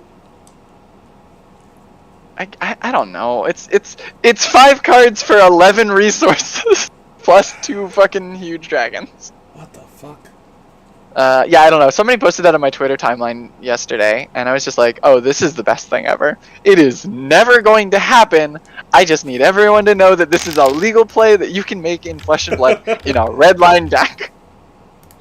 You can generate 11 resources and then play a 5-drop and a 6-drop, and then just watch your opponent die. Fab as Mark Rosewater intended. Yeah. But you literally need Tome, Multi, Optimize. Also, just saying Tome, Multi is really fun. That's actually a question I had. Do you think that this makes Tome Fiendel have legs again? No. I hate that card. Really? I That hate card's Tome so good. Fiendel. It says draw 2 cards. I hate that card. I hate that card in Dromai. It's so funny too because I was like in the chat when that card got like pioneered. Like I was at an event with Jody Burney, and I think he was the first one that I saw running the card, and it was way back in Prism days, and so like we were running Lead the Charges and then Chromize, and then he was the one that put Tome in the deck, and I was like, man, that's really cool. And then I was the first one to start running Mage Master Boots for Oldham, or so it was Bravo back then, but it was, you know, for Guardian, so that I could play the Passing Mirage Ghostly. And then Jamie made the connection of, Jody made the connection of like being able to just use Mage Masters into that. And I was like, man, that sounds really cool. And then I played it, and then I was like, alright, I regret everything, I hate this. And then it just like took off as like the way to play Dromai. And I was like, no, stop, wait. I don't like this, I want to get off. I loved it. It says draw 2 cards, it's broken. This says draw 2 cards. They're both broken. Yeah, the difference is this one has those 2 words at the bottom. Could you read those 2 words at the bottom for me? Draconic action? No, up a line. You said the bottom. What are you? The bottom of the text box. This one has 2 words that say "go" and "again." The biggest problem I had with Tome was that like you're playing a deck that's like 90% reds, and you really want to be pitching reds. And if you pitch a red to Tome, first off, like if you pitch a red to Tome, you just net 0 value. You have gained 1 ash, and then really nothing else. So like you then have to be playing it like with Mage Master Boots, and then if you're pitching a red to Mage Master Boots plus Tome, well now you've gained 2 ash, but you've actually just gone card negative, like you're actively losing cards, and that's not really what we want to do. So then you're like, okay, well now I have to play this off of a blue. So now you're increasing your blue density so that you can play Tome, and then also the fact that it's a yellow 2-block meant that like and then it's the yellow 2-block that you really also just need to be playing from Arsenal to get any other real value off of it. So now you're like, okay, well now I have this card in my deck that doesn't block well, and I can't really pitch it. It doesn't pitch for really anything in the deck because everything in the deck is 1s and 3s. So it doesn't pitch. So now every time I draw it, I'm kind of like, I'm priced into playing this card, which means immediately clearing out my arsenal. You know, we just talked about wanting to hold those 3-drop dragons in your arsenal. Like, if you draw a Tome and you have a 3-drop dragon, you're just like, I felt like this essentially was like sharing the same kind of slot as those, where it was like just another card where it lets me cash in my blues when I draw them. Sure. It just, like, I felt like it put too much demand on it. Like, the 3-drop dragons, at least, like, if you draw 2 3-drop dragons, you're like, cool, I'll just block with the second one, or I'll pitch it and make an ash, or whatever. Like, you had other things you could do with them. Tome, I felt like, was always so restrictive in that, like, as soon as you draw Tome, you have to, like, your game plan now involves just dealing with Tome. If you had an arsenal that you wanted to save, too bad, Tome. If you wanted to block some extra this turn, too bad, Tome. You know, do you not like the idea, though, of playing this Tome into Mage Master Boots Tome? I feel like this Tome doesn't do enough to alleviate the reasons that I don't like Tome of Fiendal and Dromai. Like, it does make 2 resources, so you can play this into Mage Master Tome instead of a blue, so it's a little bit better. But then you still just have the same problem with Tome of, like, you have this card that's a yellow 2-block that you just don't want to play. Also, like, you can pry my Snapdragon Scales out of my cold dead hands. Like, Snapdragon Scales, we just talked about how incredibly good cards like Snatch are in the deck, and I just want to be doing more of that. If you're playing like Snatch and shit, you certainly have to play that. Yeah, like, this is more of a thought for Big Dragon, I think. Yeah, and that's what the point is. I feel like even like if I was gonna go play Big Dragon right now, I'd still just play Snatch in that deck. I think Snatch is just good in Dromai across the board. And I feel like Snatch just does the thing that you want Tome Fiendal to do, but just way more consistently. Like Tome costs you 2 cards to draw 2 cards. Snatch costs you 1 card to attack for 4 and draw a card. Like, it's just better value. That's pretty reasonable. Yeah, I'm sure there's some people out there who are still Tome diehards, but I'm very firmly in the I hate Tome Fiendal and Dromai camp. I'm one of those diehards just because the value on that card's so insane. Because it's not just the 2 cards, it's the life, and the life is worth like a full card usually.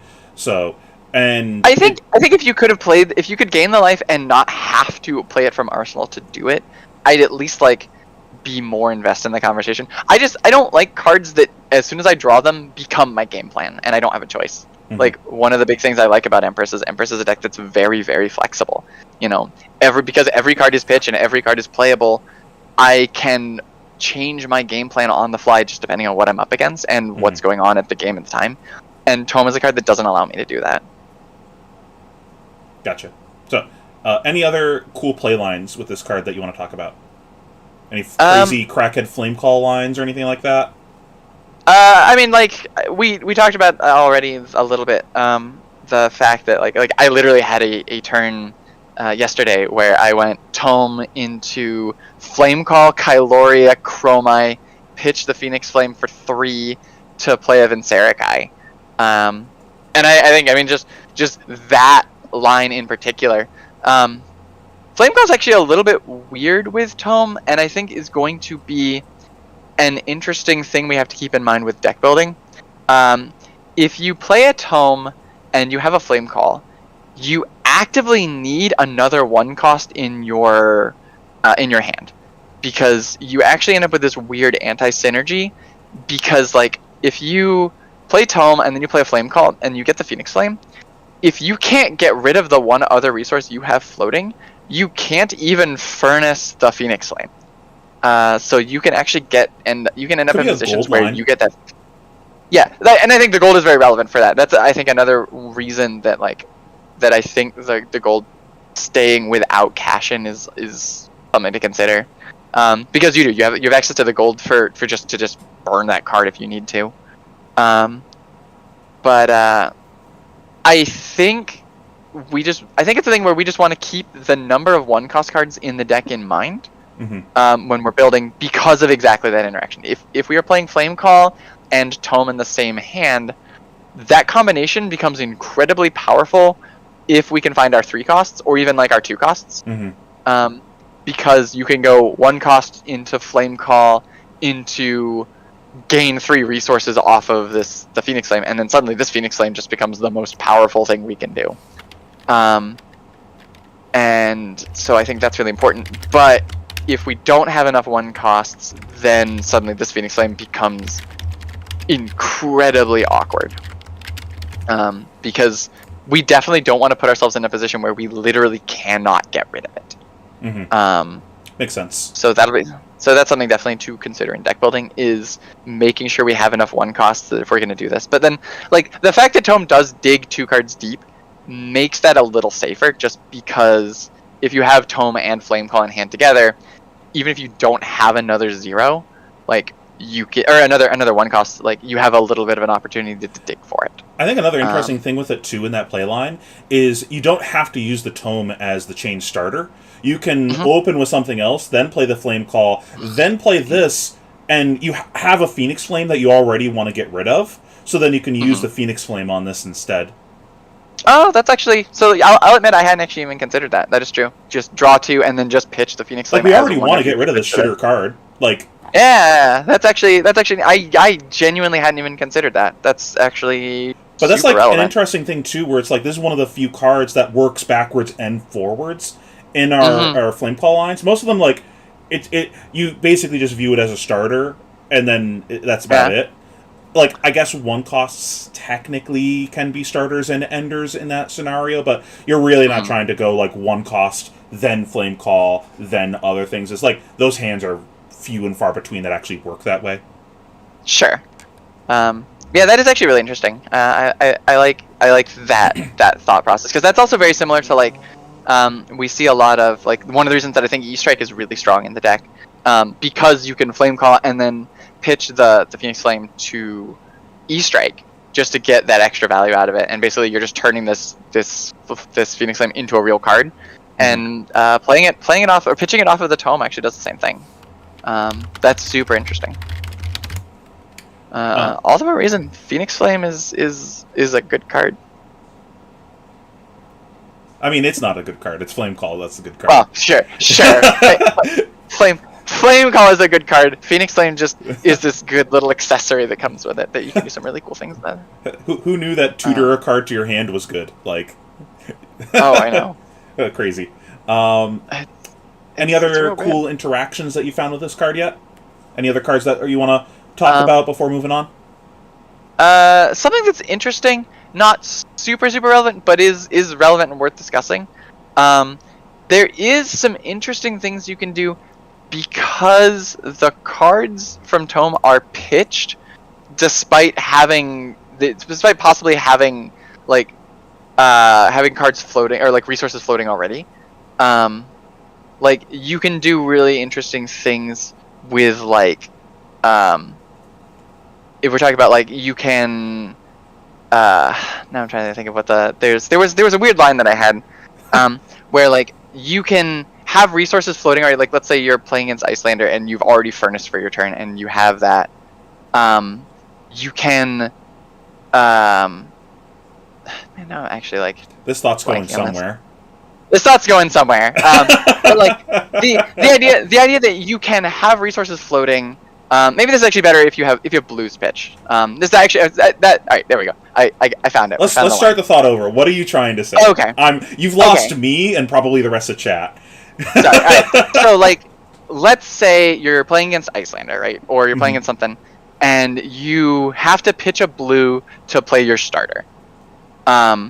You can have situations where you're like, okay, well I have 2 resources floating, but I can still play Tome and still put those reds in my graveyard or in my pitch and still gain the 2 extra resources, despite the fact that I already had resources floating. So now I can pitch my blue, play my Billowing Mirage or my whatever, then play Tome.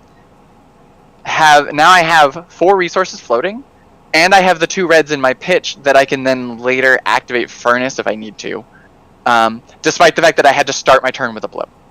So this would just be like they surprise you with a channel, I guess. Yeah. But you still want to push your board through it.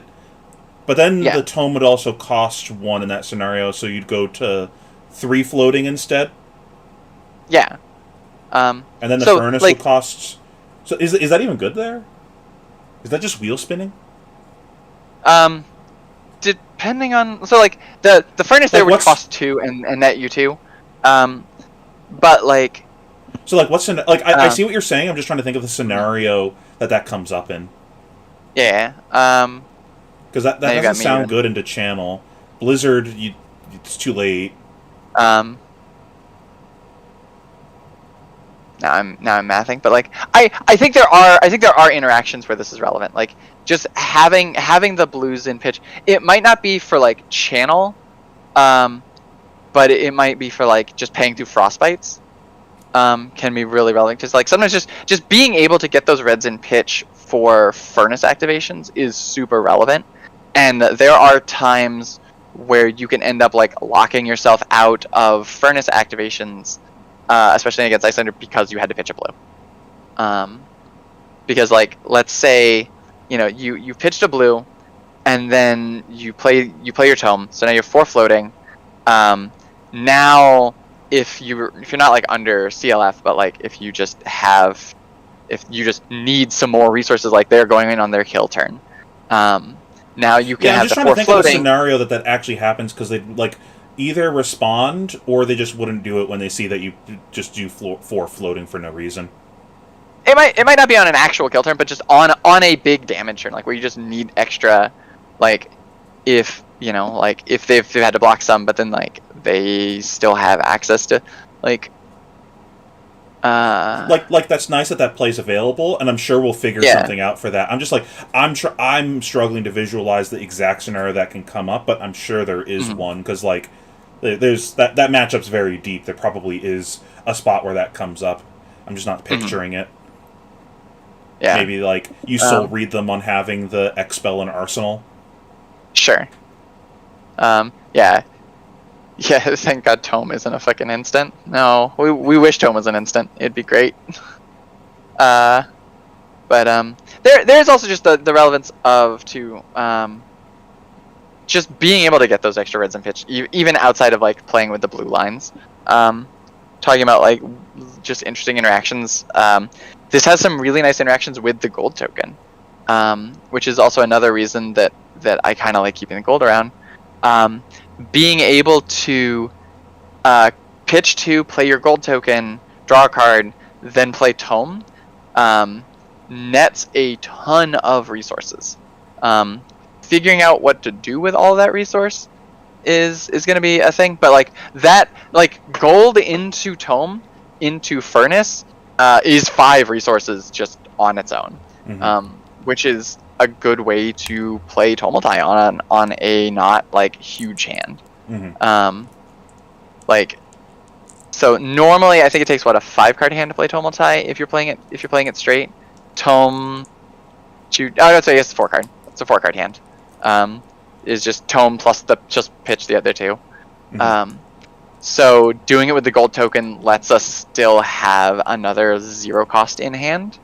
Or potentially, if we're talking about Dominia, we can do a 1 cost plus Dominia off of a gold token. If you have a blue, it'd be a 3-card, right? Oh, I'm talking about just on in red line. Okay. Because if you just go. Yeah, if it's red that you're pitching to it afterwards, the 4. Yeah. I was like, Magical Christmas Land. Do you have the blue in hand? Sure. I think that's actually going to be a very interesting question, is that, like, how many, if any, blues we end up running in the Dromai lists that have access to this card. Because, like you say, like, every blue makes this card just a little bit worse, but also the blues make the cards of this cast a little bit more consistent. So, like, there's going to be an interesting push and pull on figuring out that ratio.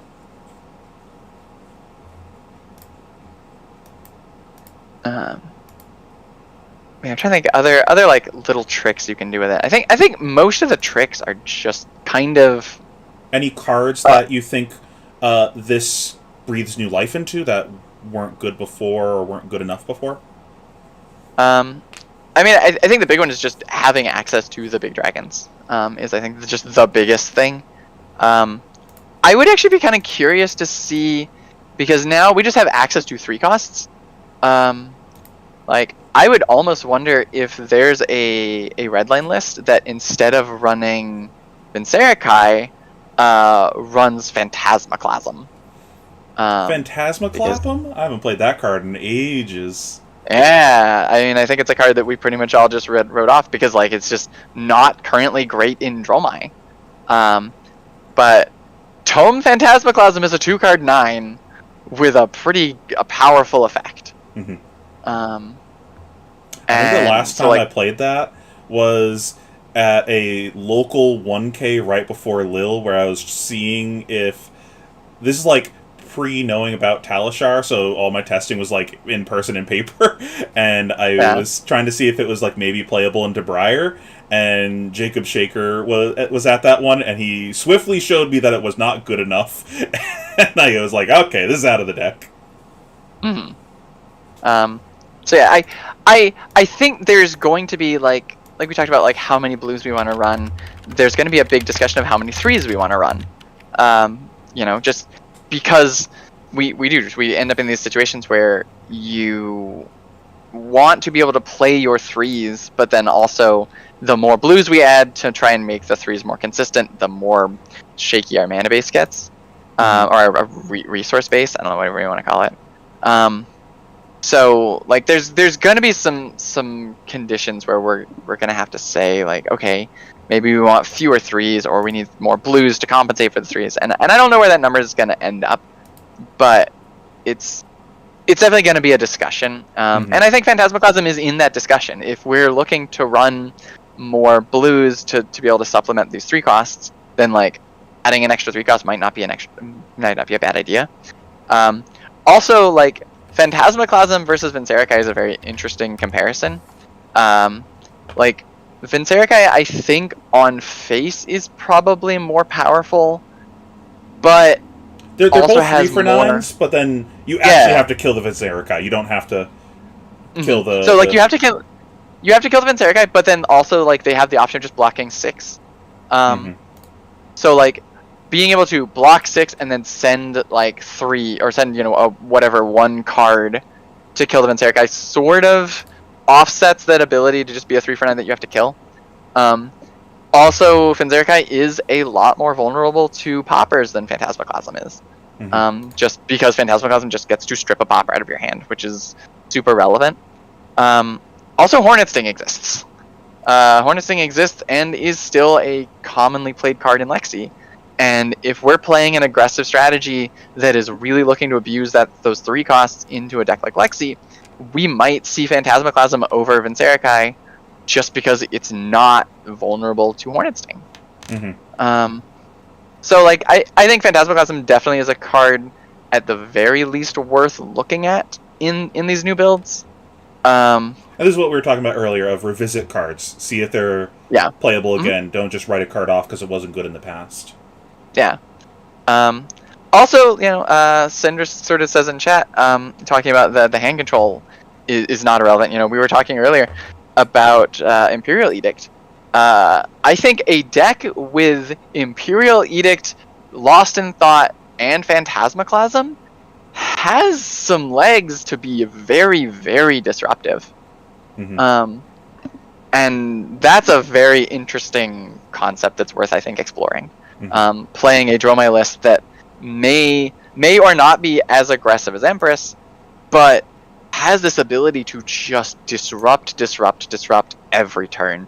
Just be like, whatever hand you think you had, you don't get that. You're Alexi and you're really digging for those 3 oaks, you will never find them. Like I think something like that is kind of an interesting thing to keep in mind. And maybe worth exploring a little bit more. I'd also be kind of curious to just go through some of the card lists again and just see what cards that we had kind of written off that may end up being a little bit more valuable under Tome. And I don't know. Like I think we are currently in the Wild West of Dromai builds right now. I think everything that we've done prior to this is not irrelevant, but kind of goes out the window now.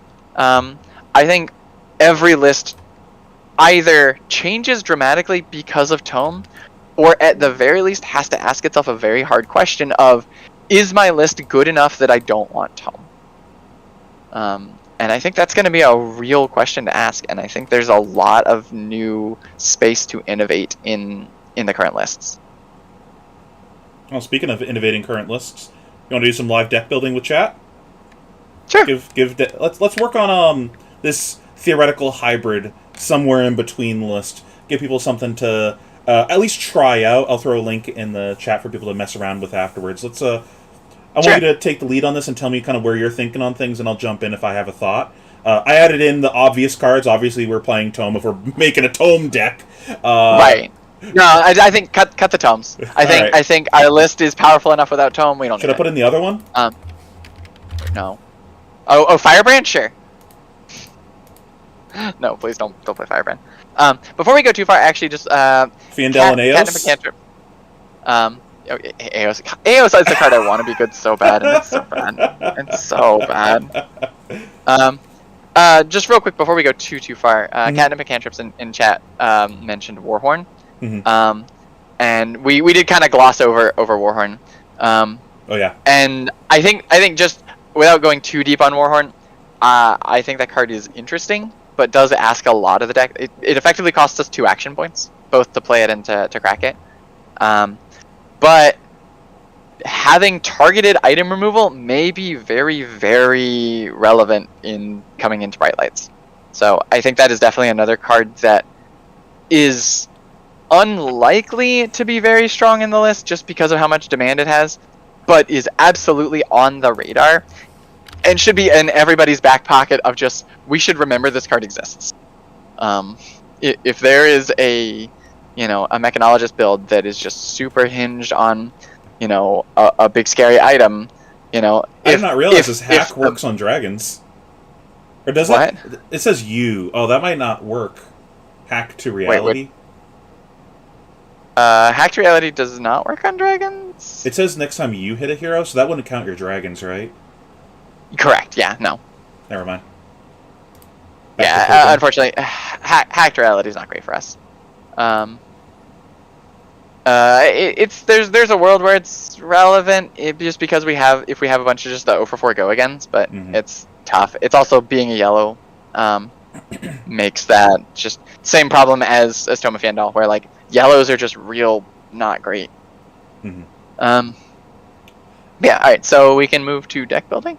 Can you see the deck building? I can. I'm gonna pull up February 2 just so I can play along at home. Sure.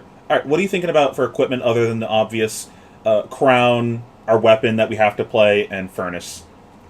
Snap. So, I assume? Yeah. So I think definitely, if we're playing this mid-rangey build, I think our foot slot, like obviously snaps is my preference, but I do think we do have other considerations. Like throw it in and revisit that later after getting deeper into the deck. Yeah, I think snaps definitely depends on exactly how the deck ends up, but like I'm so high on snaps, and I'm gonna recommend us play all of the cards that are good with snaps anyway. So I'm probably 98% on snaps. And if that's the case, we want a Seekers, right? So not leggings, it'd be mitts in this scenario. Yeah, I think so. And this also just answers Akiba asked if we're going to be shifting Seekers out of the list for the gold token, and I don't think so. I could see it. I could see it, but like... I could too. I think there is an argument for it. I think if there was just suddenly a very strong arm slot that I just really wanted to run, there's a consideration. But I think I could see making that a play-draw consideration also, where it's like... If I'm going first, maybe I don't need the Seekers as much because I can just crack my gold.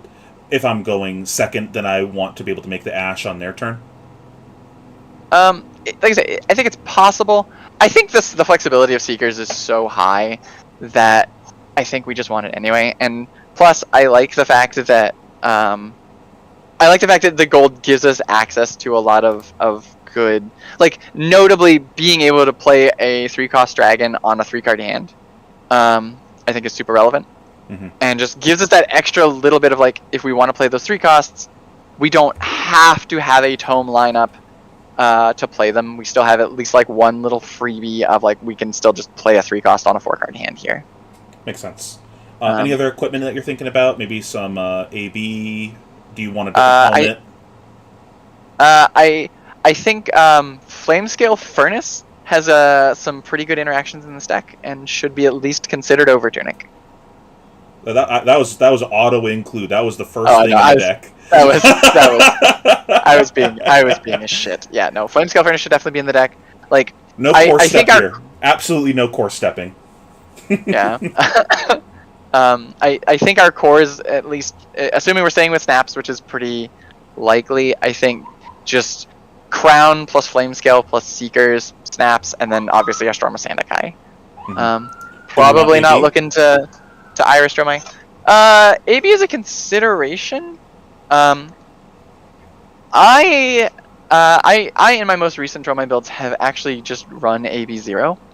I've done that before too. I find that the only matchup I ever really want AB into is Icelander. If I'm up against a Runeblade and I'm pitching for AB, I feel like I've probably just lost that game already, and the 1 point of AB I'm going to save is just not going to win me that game. Usually the Seekers kind of fills a similar role in the first turn anyways. That's like the only time I want to AB in those scenarios, just like I don't want to take free damage in the first turn. Yeah. And so like prior to that I was running Chrono Reflection as my go-to for AB. Although I think Tome feels very powerful into Icelander, because of just the free resource generation that's so relevant. Tome is a really good card against Icelander to just play as your starter and say, okay, do all your disruptive shit now, or I'm gonna have just a ton of resources to play my turn. Mm-hmm. So I think we're probably still gonna want to play our Crown of Dominion into Icelander. So I guess jumping ahead, many thoughts. We don't have a deck yet, but like this is kind of an important question. Are we skimping on blues in that matchup then? I think I probably still want some amount of blues.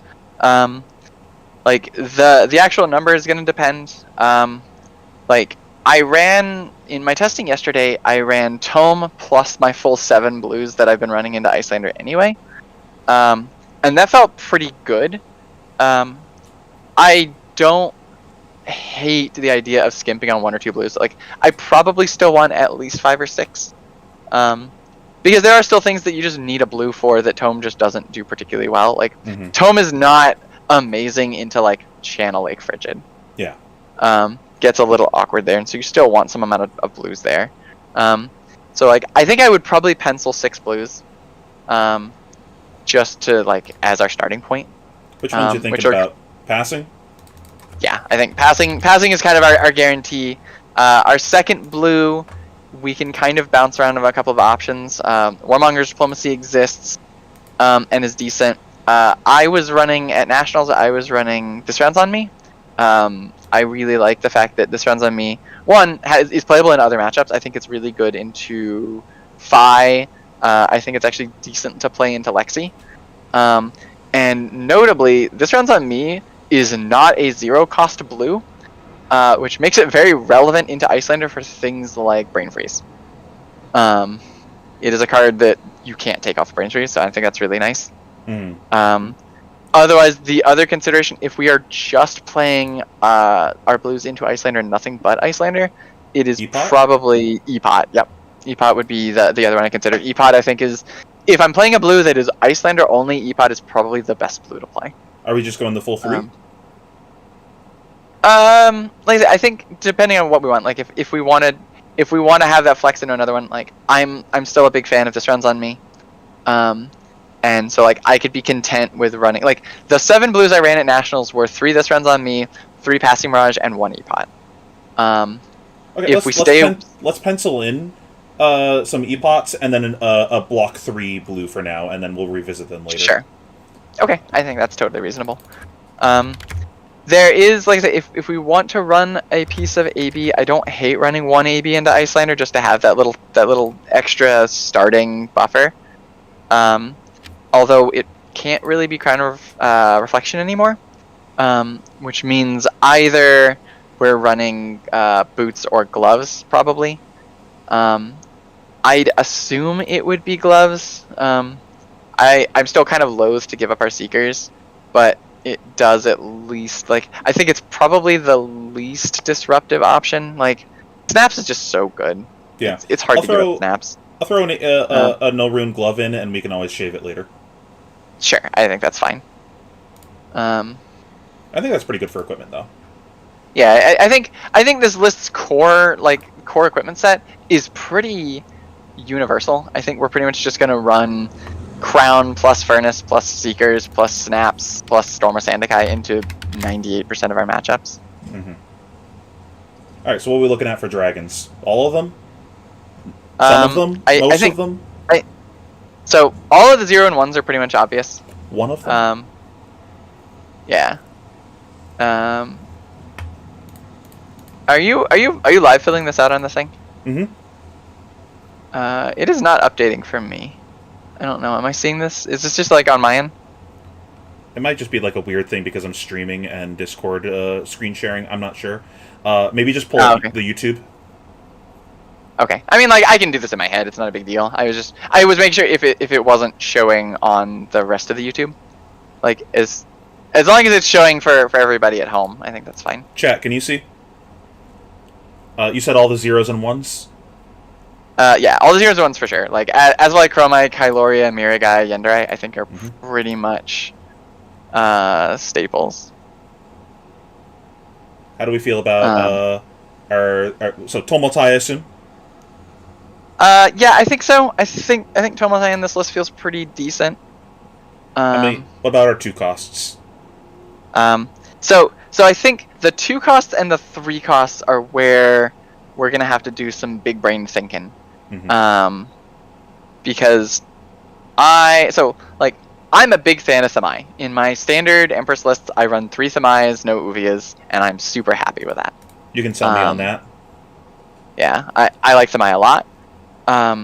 That said, because of Tome, we get to be a little bit greedier on our Ash than we used to.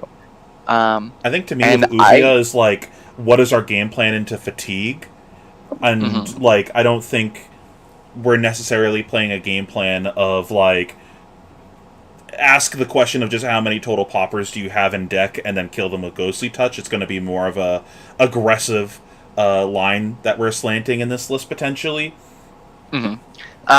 So my usual Bravo strat, like I don't run Ghostly Touch in Empress. My usual Bravo strat though is I want to first cycle. I want to be playing out as many dragons as I can and not attacking at all with them. I just want to be building as wide a board as I can and making the Bravo have to spend his turns dealing with my dragons. And even though we're not on Ghostly Touch, Uvia is actually very strong into that game plan, where we just want to say, here's 1,000,000 dragons, spend your entire first cycle trying to clear them. And Uvia is really good at that. Because even if we just play the Uvia, make our 1 Ashwing, and then they clear the Uvia, we have taken an entire turn from our opponent and still have an Ashwing on board. And if they don't, like if we can set up turns where we can be like, here's an Uvia and here's a Passing Mirage. Well, you have to kill the Passing Mirage, so now I get 2 Ashwings of this Uvia, and then you're still going to have to commit your next turn to killing the Uvia. Also, the fact that Uvia takes 2 cards to clear for Bravo is not irrelevant. Bravo can't just hammer for 4 in Uvia. He has to hold that extra card so that he can, set up the bigger Anothos. What do you think about making one of our blues time snap, or 2 of our blues time snap for that game? I think it's plausible. I'm always very back and forth on time snap in the Bravo matchup, and I can't ever decide if I want to run it or not, because time snap, on one hand, kind of helps that game plan, because when we get to our end game, we want to be able to go really wide. The problem is our first cycle. Not only do we want to play our dragons out first cycle, we also want to be playing our chain enders out first cycle, because we want to set up to where because our dragons are effectively all chain enders when we get to the popper matchups like that. So we have now presented a deck with 40 chain enders. So we want to spend as much as we can of our first cycle of just getting those chain enders out of the deck. We want to just throw our CNCs, we want to throw our E-Strikes, we want to throw our Dust Ups, just get them out of the deck so that when we get to second cycle, our hand is just go again, go again, go again, go again. We have 15 dragons in play. Gas. So then that's where we want every turn cycle to be. So time snap is weird because time snap, when we get to that second cycle, if we have played out a time snap, helps that just go as wide as possible, and it's really nice. But to do that, we are putting another chain ender into a deck that we want to be taking chain enders out of. So there's definitely an argument for it, and I don't hate it. So we can revisit that if we're not sure. Yeah, I think it's going to be a condition of how many chain enders are actually in the list. I told you yesterday, I cut both Nourishing and CNC out of the list entirely when I was just doing my limit break testing.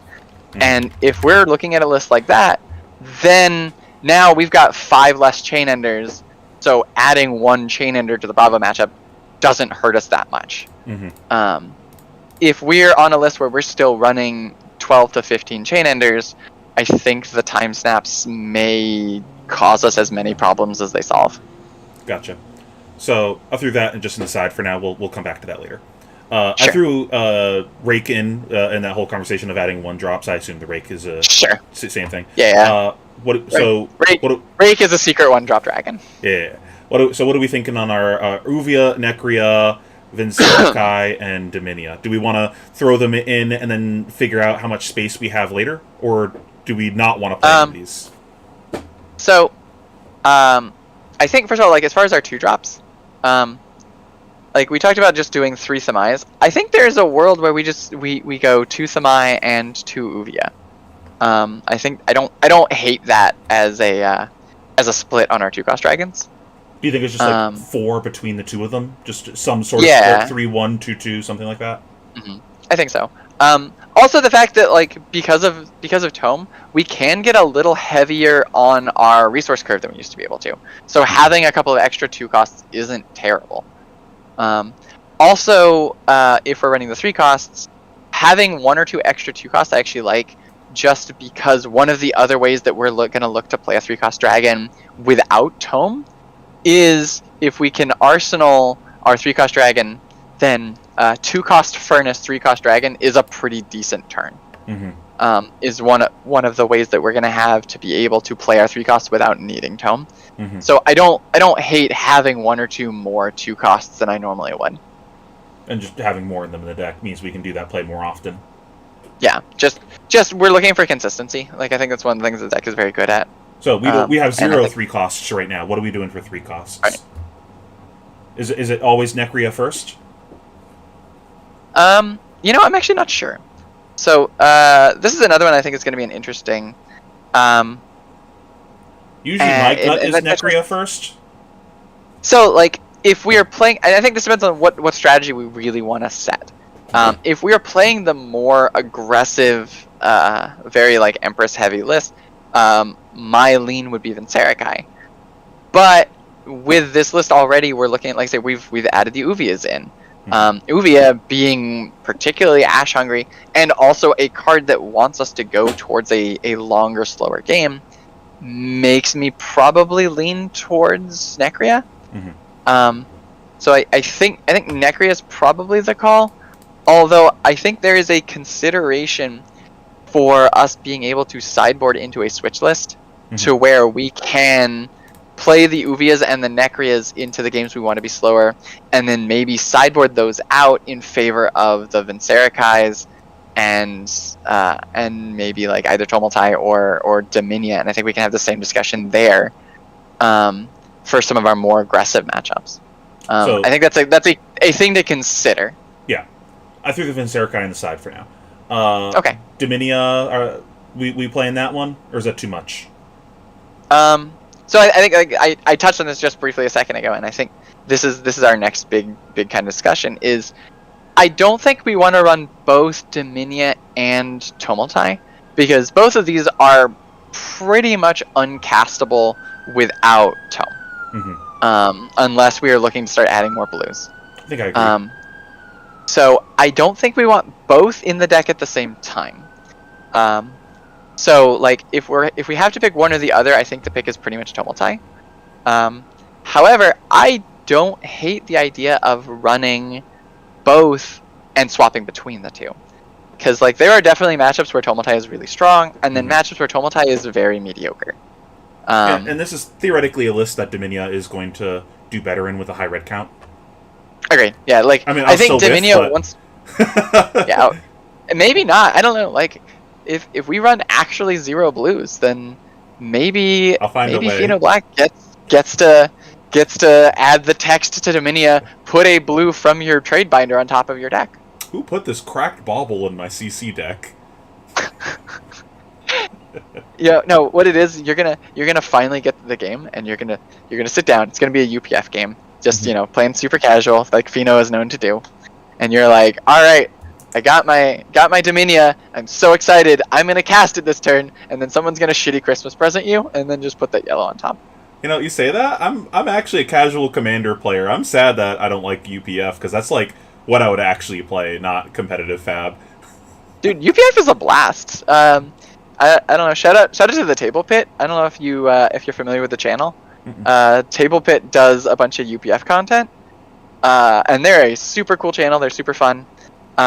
They are locals of mine, so I have guest starred on a couple of their episodes a few times. And I the first time I was on, I had never played UPF in my life before. And they're like, "Yeah, come on, it'll be fun. So my very first ever UPF deck, I was just like, I don't know, I'm just gonna bring what I have. I brought Prism, and in a UPF game went turn 1 Haze Bending Genesis, turn 2 Library. So and you were the first target. So I felt Were you the real first to good die? Oh yeah, I got murdered. I felt so good. I was like, yeah, I'm super set up. This is gonna be the best game of my life. And then I realized that I was in a 1v3. The classic blunder of have the strongest play. You never do that.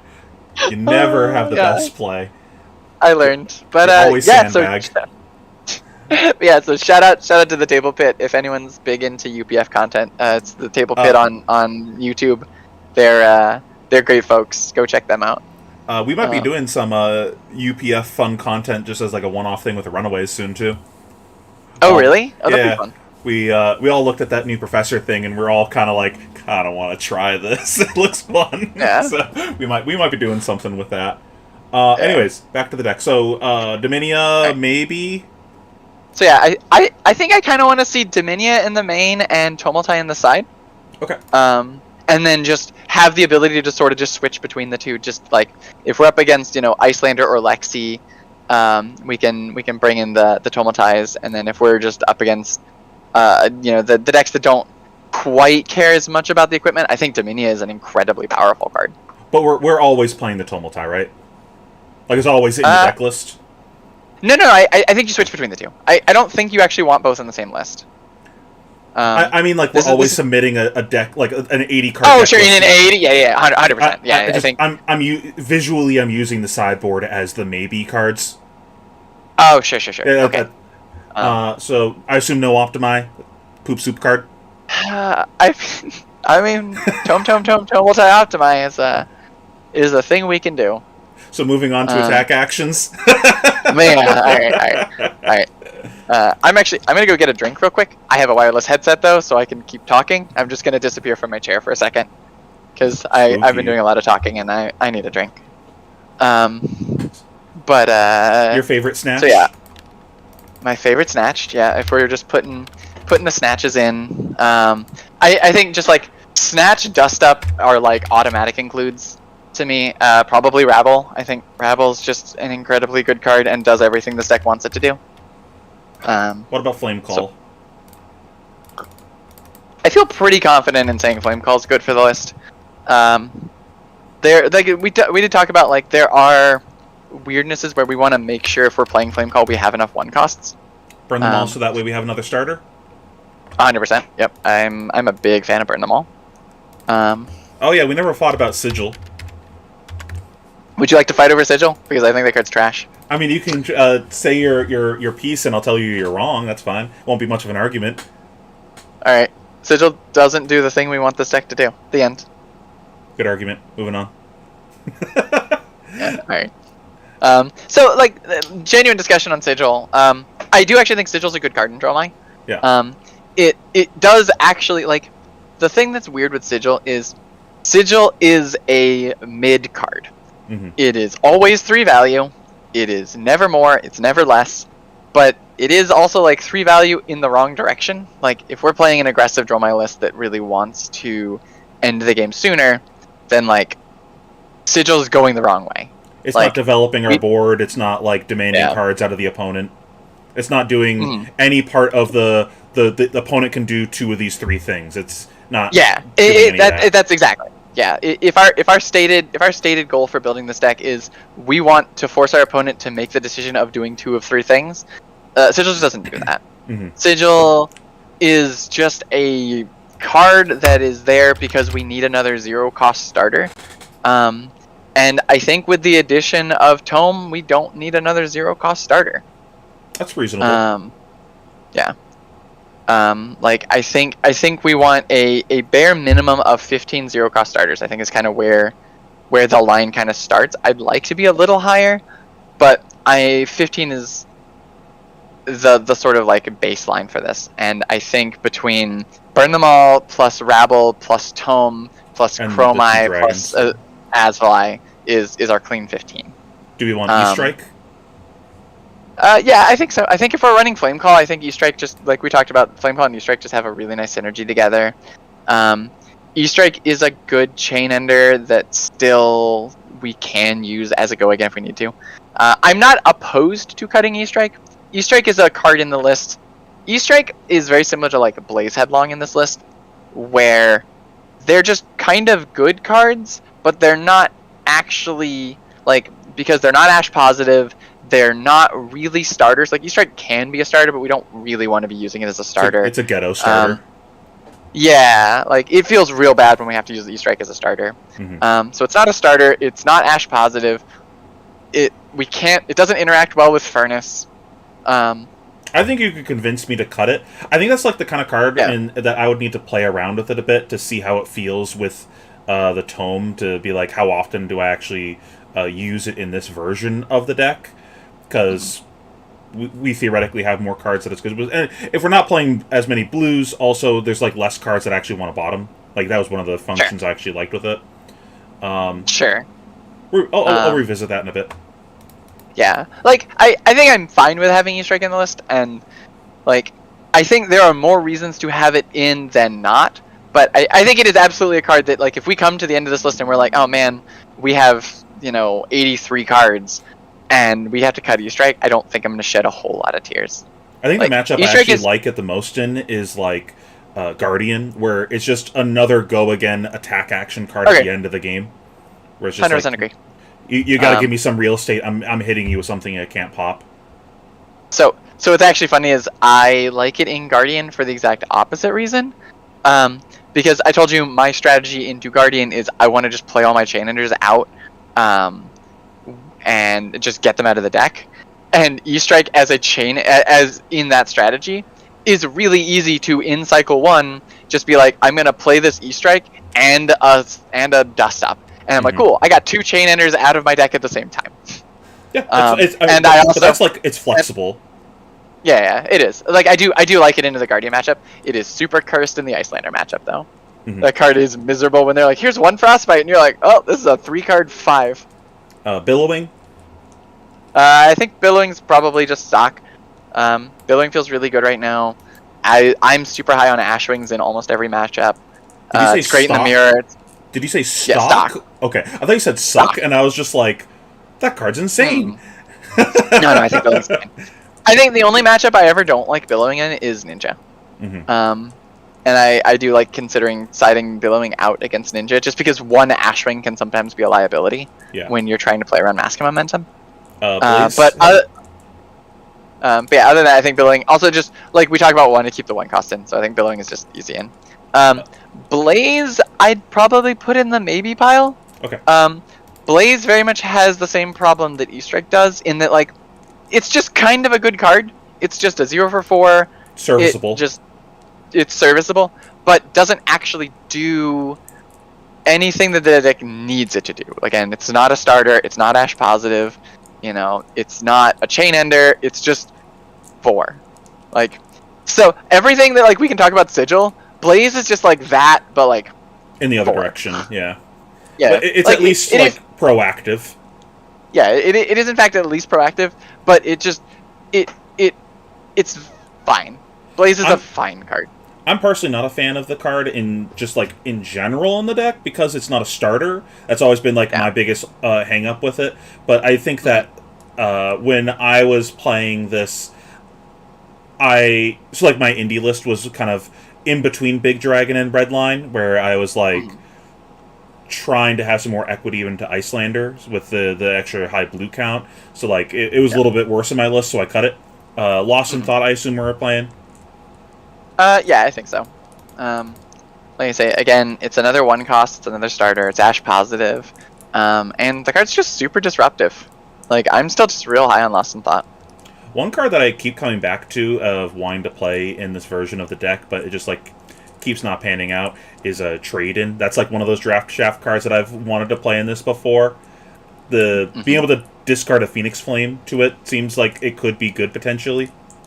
But it's like, I can't use this as a starter for my Flame Call in that scenario, which sucks. Trade-In's the one that you have to play from Arsenal, right? Yeah. It's gets go again, and then you get to discard and draw. So it's funny, we were actually, in my patron Discord, we were discussing, oh gosh, not Scout the Peripheral, Frontline Scout. Mm-hmm. We were discussing Frontline Scout and Promise of Plenty as potential cards for the list, and they and Trade-in kind of have this same weirdness where, because they demand your arsenal, you can actually end up with a lot of really awkward hands. Where like if you have like let's say you have Trade-in and Snatch in the same hand, you're like, well, I really want to put this Trade-in in my arsenal, but I don't want to hold a card to arsenal because I want to play the Snatch. You have too many cards fighting over the arsenal slot. Yeah. Same thing, like E-Strike kind of does the same thing too, where like E-Strike 90% of the time the mode you want is 5 draw a card. I feel like I also want to mostly arsenal my flame calls when I draw them too. Agreed. And then that also adds more to this, where like Flame Call is a card you really want to play on a 5-card hand. Also, Tome, you really very often, I think you can get the most powerful Tome turns on a 5-card hand. So like, I think there's going to be a lot of times when we want to arsenal the Tomes. Mm-hmm. Lost in Thought 2 also has that same thing where like you just really want to play this on a 5-card hand.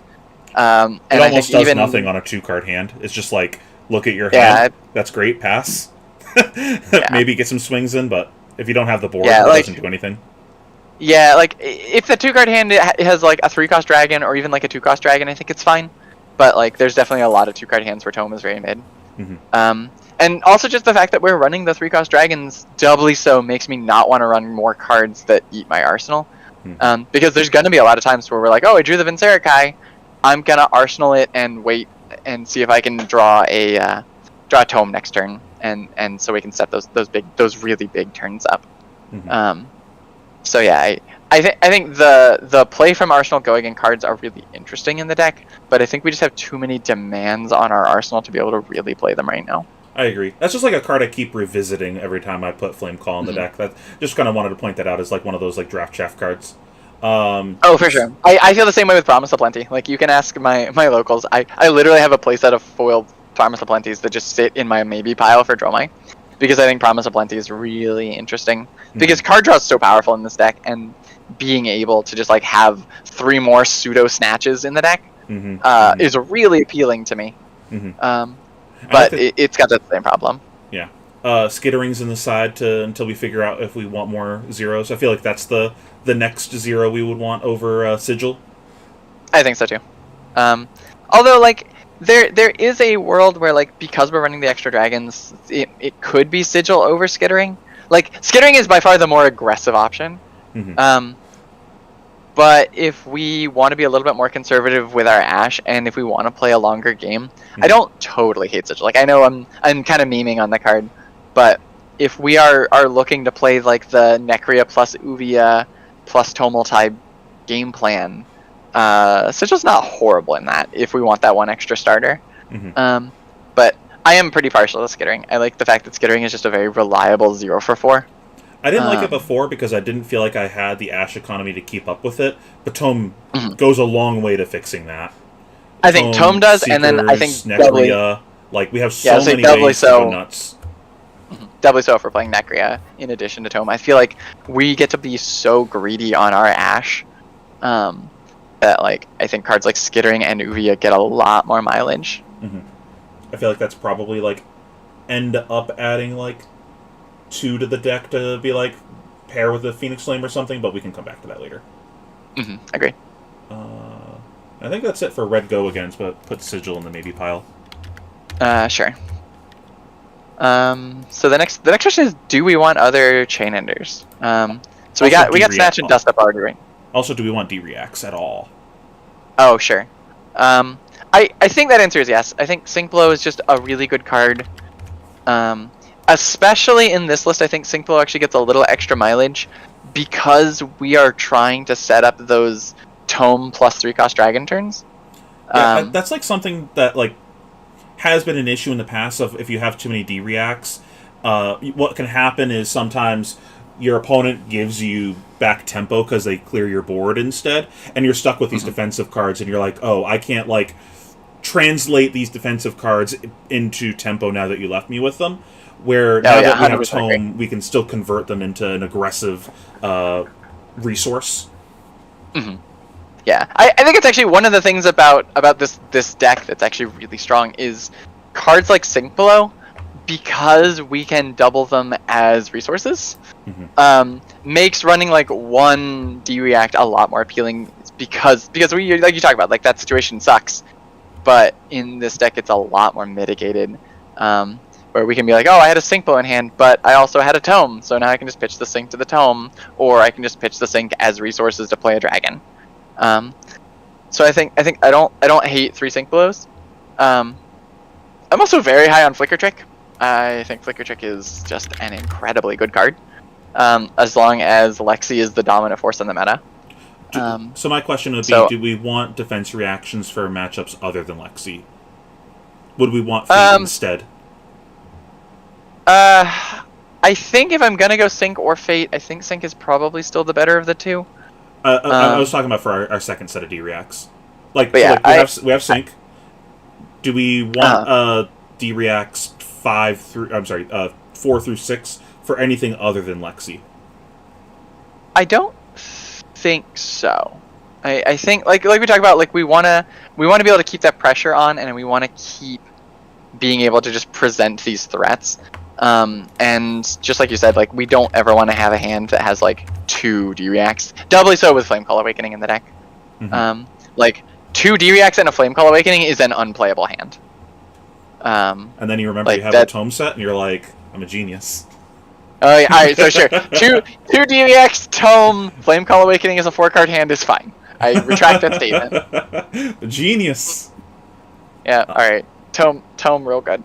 Yeah. But that said, I don't think we want to have 6 D-Reacts. I think being able to just stay aggressive and stay committing to the board is probably our primary game plan.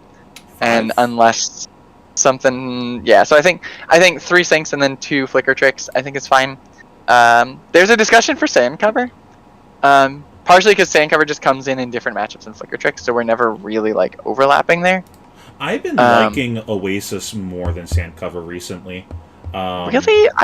I've never been a big fan of Oasis. I think it's just because of Icelander. I have not been liking Sand Cover into Icelander very much. I think that if I were to run it back for Nats, I would have cut Sand Cover from the deck for a 3rd Oasis like Jamie was playing. I just kept running into spots where like the Sand Cover just like... If I'm playing the Sand Cover, it means that I'm trying to Sand Cover like... something I actually want to Sand Cover, like an Ice Vein or something like that. And then if I'm doing that, I have to have a blue in my hand when I do that. Otherwise, they're going to Waning Moon in response and eat the Sand Cover, and then I still have to give up cards to the Ice Vein, so I just kind of waste this card. Sure. I just kept seeing that come up. The biggest problem I always have with that is that, like... So, like, yeah... But at the same time, if you're on Oasis, then like you kind of need the blue. Like if you want to cover like a red Ice Vein, if you don't have the blue in hand, then like you're still just spending 3 cards anyway, because you're gonna have to spend a red to play the Oasis, and then you still have to AB5. So like you're still gonna have to spend another card on the Arcane Barrier in addition to it anyway. So like 2 cards, right? even in that, 2 cards, right? Well, you need the Oasis, the pitch for Oasis, and the last card to cover the 5th point of AB, because Oasis only covers 4. Are you saying if the pitch is a red? Yeah, that's what I'm saying. If you don't have the blue, because you were saying if you don't have the blue, Sand Cover is really bad. Yeah. If you don't have the blue, Oasis is also really bad. Agree. I think in that scenario, what I'm looking to do is second cycle the Oasis, so then it's with my blues, and then I can set it. So because we're running Flame Call, that's not really an option. Not in this deck. I was talking. I said if I was running. Oh, sure. Yeah. Like I'm talking about like. Yeah, not this universe. Not the universe where we're talking about fucking 0 AB playing almost no blues. Different universe. Sand Cover much better in this kind of list where we don't have the blues. So. I don't know. Sand Cover also just talking about like versus other D-Reacts. We were talking about I think Sand Cover in the Icelander matchup is like fine. like you don't actually often want to be using it to cover an ice vein unless you just like stars align and you're just like cool. They have no other resource. They have no other cards in hand. They can't follow this up with a waning moon. Then like sure, I'll take the free 2-card cover of the sand cover, or take two cards cover with a sand cover and a card, you know, or a 1 card if it's a yellow ice vein. Like in Icelander, you just kind of mostly want to have Oasis in the deck just to show it to them. Yeah. Like you can't just want to me. Yeah, to like I'm so happy if I'm playing against an Icelander and I have an Oasis in my first draw. I'm like, cool. I'm just gonna pitch this to my Seekers to say Oasis, or to say Sandcover is in my deck. Screw you. Yeah. Like you now have to ask yourself the question every time you want to try to do lethal map: how many Sandcovers are in my deck? How many Sandcovers are in my hand? Because once you've seen one, and especially like once I can shuffle, which isn't too hard, like it just changes all the math. And sand cover, I think, affects Icelander's endgame math more than Oasis Respite does. Like Oasis Respite's still relevant, but I think in a redline list, I'd rather just have access to the sand covers than Oasis. And again, this just goes back to this same, like, we just don't want to be spending 2 cards to just cover an ice vein, you know, even if it's like a yellow ice vein. It's just not. It's not what we really want to be doing. So like probably 2 of them. Yeah, I think either 1 or 2. I think is correct, depending on how our sideboard sort of lines up. As just sand cover, no Oasis. I think so. Like, I'm open to the argument for running the Oasis, but You're definitely like running out of space. Also. Yeah. I've definitely felt that, like, in redline at least, I'm just much happier with sand cover. Also, as a small aside for the pro sand cover, I really like sand cover into Bravo. Whereas like Oasis into Bravo just feels very like not great. Like you can cover the dominate, but you just spent your whole hand to do it anyway, so you're just like, well, what did I actually accomplish? You know. And the really nice thing about sand cover into Bravo is, one, it just gets around dominate. It's a very clean way to just block 4 without having to worry about the dominate.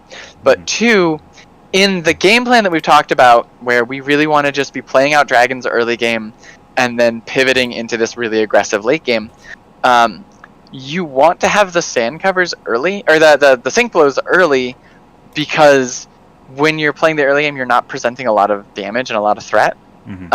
So like they're gonna hit you a couple of times. Like there's gonna be a couple of turns where they're just like, oh, I just unga bunga, I have a dominated crippling crush, throw this at you. And so like you want to have those sink blows, but there's gonna come a point in that game where that Bravo stops and looks at the board and goes, there's 9 dragons in play. I should probably start dealing with these. And once they hit that point in the game, they are no longer attacking you. Once that Bravo starts to realize that they're like, oh, I have to deal with this board, they're not attacking you anymore. And if you put yourself in a position where like you went, oh, they're gonna attack me next turn, arsenal the sink below, and then that's the turn that little switch clicks, and they are no longer attacking you, you're screwed. Like, you just don't get an arsenal for the rest of the game, because they will never attack you again for the rest of the game, and that sink blow is gonna rot there. I don't think that I've actually, because like of my fear of that happening, I don't think I've set a defense reaction, like an actual defense reaction, against Bravo this entire season. Just the fear of God in me of that happening. I've done it sometimes, because like sometimes you just like in those first couple of turns you really just need the buffer. You just want to have it, that little extra safety net. But like you definitely, once you start getting a couple of dragons in play, you start getting real skittish about it. Like I definitely had it happen once in Atlanta, where I had my opponent pivot earlier than I expected him to, and I almost lost that game because I had a sink blow in arsenal the entire game. But sand cover is really nice, because sand cover gives us that same cushion without the drawback. Because if they go, oh, I'm gonna pivot onto killing all your dragons, you're gonna be like, cool, I'll just play this. I just don't care. Just get this card out of my deck. It also still gives you the go again if you need it. Yeah. So like, speaking of cards that give us go again, what about our favorite card, Sweeping Blow? I'm gonna just how do I close? How do I end stream? So jokes aside, I see no reason to ever I already was very, very low on Sweeping Blow. I think that card is absolute trash. Mhm. I think that card is just not good. And I think Big Dragon had to run that card because their Ash generation was so bad. Otherwise, they just couldn't play the game without it. Not as much problem here though. Yeah, one, just not a problem here normally, just because we have access to more reds and more cards that pitch and are fine with playing off of reds. You know, we've got our Lost in Thoughts, we've got our Flame Call Awakening package. But then mostly Tome. Tome is literally just everything Sweeping Blow ever wanted to be, and then 1,000 times more. Mm-hmm. I just don't see any reason to ever want to play Sweeping Blow anymore, with Tome existing in the list. So I think it's a safe bet that we can just cut Sweeping Blow entirely. Last two cards I guess I want to touch on. Nourishing and Miraging Metamorph. You mentioned earlier that you cut Nourishing, right? Yeah. So we should actually add CNC to that discussion too. Because these cards all fill that same little void of just the costed chain enders that are Ash positive. Mm-hmm. And I think this is where there's some debate. I think we kind of mentioned earlier that any of the chain enders that cost resource make me a little nervous. Just because those cards set you up for these problems where you have to commit your dragons to a board while still holding 2 cards. So you are very vulnerable to poppers on turns where you want to play a CNC or a Miraging Metamorph or a Nourishing Emptiness. That said, they are all Ash positive, which is super relevant, and are some of the very few cards that are efficient to play while still being Ash positive. Mm-hmm. They also just play off of Tome. Yeah, and they also just play off of Tome, too. We don't have to pitch red or wait for a blue to play these anymore. Mm-hmm. Well, so we never wanted to be pitching red for these anyway. We pretty much always wanted to be furnacing off of these. Any of the 2 costs, your line is always going to be 1 cost into furnace into 2 cost, or 0 cost into flame call into 2 cost. Sure. You just never. I feel like if I ever have to pitch 2 reds to play CNC, I've done something wrong, or my hand is terrible. I had to do that versus Craig in Swiss at one point, but that was such an awkward game. Yeah. That was what put me back in the game, though. Yeah, I mean, sometimes you just have to do it, but it feels miserable every single time. It was a weird spot where, I wanted to block more, and then he just stopped punching me, and I was just he just, I think set up for a double arsenal instead of continuing to punch me, and I was like, oh, I wasn't ready for that. I wanted to block with these cards. Well, I guess we're playing the CNC now. He's like, damn it! I wanted a 6-card hand, you son of a bitch. That's funny. But yeah, so as far as those 3 go, as much as it pains me to say it, I think Miraging Metamorph is the weakest of the 3. It's just a 2-card 7. Miraging Metamorph is particularly good if we expect to be blocking more. It's why I've said for a while that I think Miraging Metamorph should be an absolute staple in Big Dragon, because it is an Ash positive 2 cards. It is a 2-card Ash positive play that is still above rate. It's still 7 value for 2 cards, which is super fine and makes an Ash. I don't think this list wants to be blocking that often. We have the capability of it, but I think, again, coming back to this our original, every decision in the deck needs to inform on the mission statement, and the mission statement is we want to make our opponent decide between clearing board, blocking on hits, and being able to present threats. Yeah, how are we playing the game out, not just good cards in a vacuum. Game plan matters. Yeah, I think being able to go back to that mission statement and say, okay, does this card do that thing? Mm-hmm. And I don't think Miraging Metamorph does that. It's not presenting an on hit that's particularly threatening. It's not making a dragon that's committing to our board, and it's not it's not stopping our opponent from presenting damage back to us in any meaningful way beyond just being 7. It's a number on a card, and that's it. Yeah. So like I think Miraging is almost certainly out. Nourishing and CNC both do the thing. Like they both present on hits. It could be that the big But dragons are also kind of fighting for the same slots as the I think 2 costs. I think they absolutely are, and I think that's really where the decision's going to come. Is that I think the big dragons are fighting for that same slot, and also the big dragons are less risky. Again, just talking about this, like having to hold cards and commit to playing these. I'm not opposed to, like I said, I think I told you my first draft, first gut instinct cuts going into this were cut nourishing, cut CNC. We do have some considerations though. Like I am very high on nourishing in the Bravo matchup particularly. Because like I say, just being able to have that dominated damage that you can push through and then set up a 6-card hand when we're trying to go really wide is relevant. I don't hate the idea of putting the nourishings in the sideboard. CNC on the other hand is weird and is hard. Like I think objectively in a vacuum of the three, CNC is the most powerful, right? Like I think CNC as a card is just like CNC is $80 for a reason. Here's my thought. I say run the list without them for people to see if they like the big dragons in the list, because that's the point of what we're trying to figure out here. Can we take a marriage of the 2 lists and put them together? And I feel like if they're fighting for the same slot, for the purpose of science, we should be playing the card that we're trying to fuck around with, because I think we all know that these cards are good in the deck. We're trying to try something else out.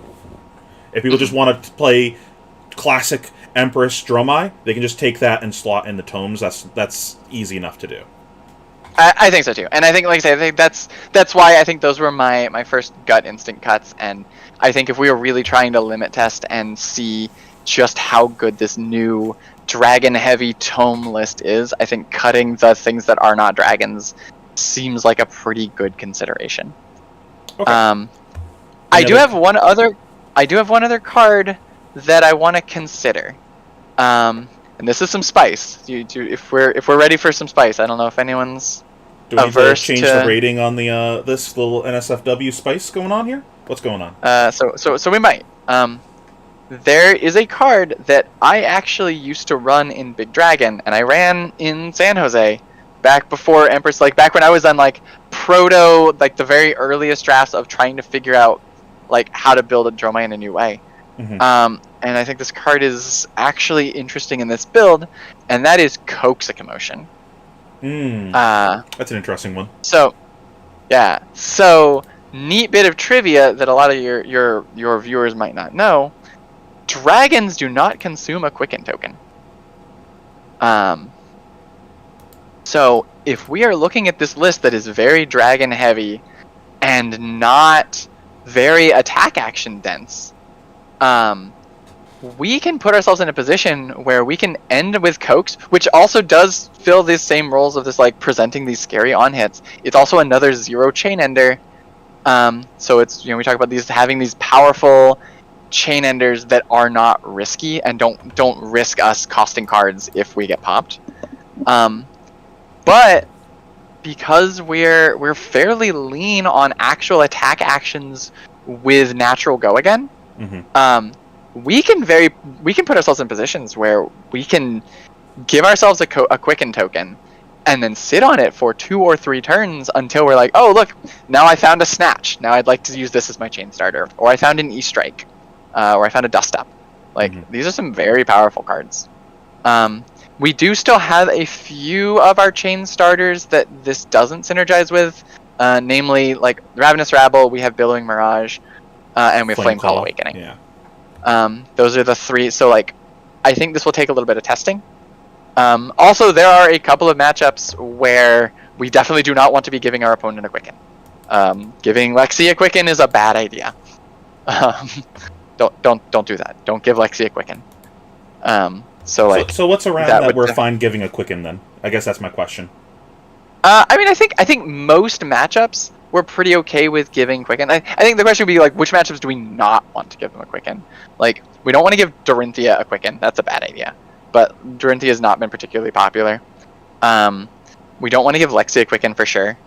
And outside of that, I think there's not a lot of decks that really do a lot with the Quicken token. Like, there's a world where like Bravo can try to get like his hammer hit and also a big attack, but we've kind of established like Bravo's game plan into us is going to be deal with dragons, so like that's not usually a huge deal. And it does let him clear too. Potentially, but like that's also a lot of resources. Yeah.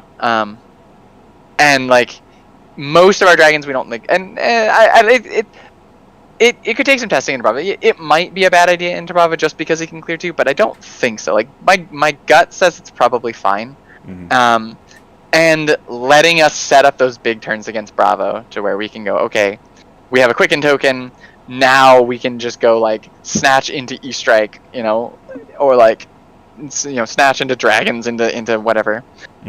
Is at least I think worth considering. So whether my or not question is, how many Chain Enders do we want in the deck? We got Dust Up Snatch, and I think that's it. So yeah, we have Dust Up Snatch. I tend to count E-Strike as a Chain Ender. That's in the maybe board right now, so. Oh, sure. I'd probably want to see 12, like 9 to 12 Chain Enders.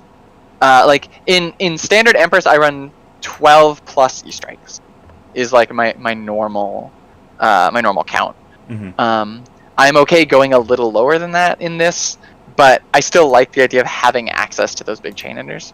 So I'm not opposed to saying like 9 plus the E-Strikes, which would be, if we do like Snatch, Dust Up, Coax, E-Strike, actually doesn't seem that bad.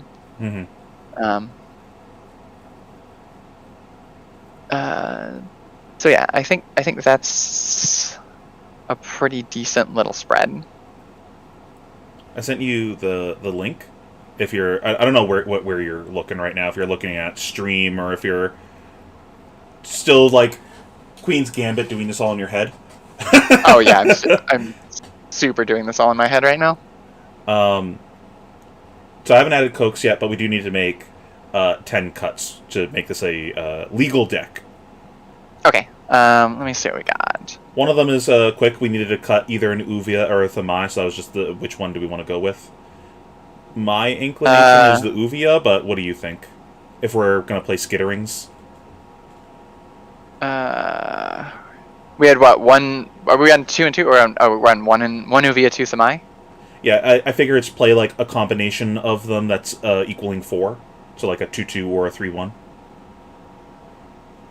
Oh, you have the extras in. Oh, I see. You have the extras in the maybe board. Okay.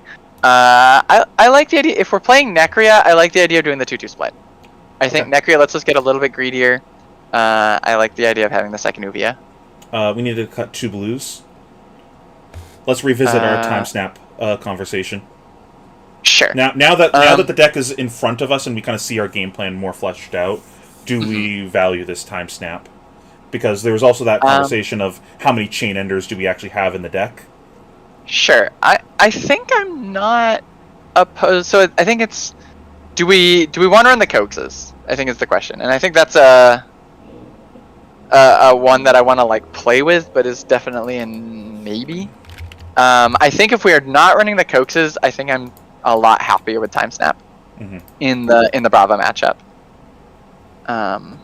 My inclination would be no Coax, but it's worth trying. I don't think it's good enough personally, but I can see the merit. Okay, I think I'm fine with it. Like I think Coax is a little bit wild, and may not be good enough, but it is a card that is on my list that I would like to try in this deck. I think for me, if I was playing Coax in the deck, it would be because I had a specific matchup that I wanted it in, and it was very good. Like, I don't know, Icelander or something, where I was just like, I just felt like I needed 3 more in the matchup. That type of thing, where I'm just like, man, I got these dust ups, I got these snatches. I wish I just had like another set of these, and just like, oh, this is great in the matchup. But that's like I would need to play with the deck to get a feel of just how many total I want in the deck. Yeah, I think that's very rare. I think putting Coax on that like list of cards I want to try, I think is totally reasonable. So So So in that case, then I think we're okay with just doing. So if we say we want what 6 blues right now, so is that kind of the direction? There's 3 in the deck, and then there's 6 in the side, and we were gonna go with 7, but we don't have to go with 7 either.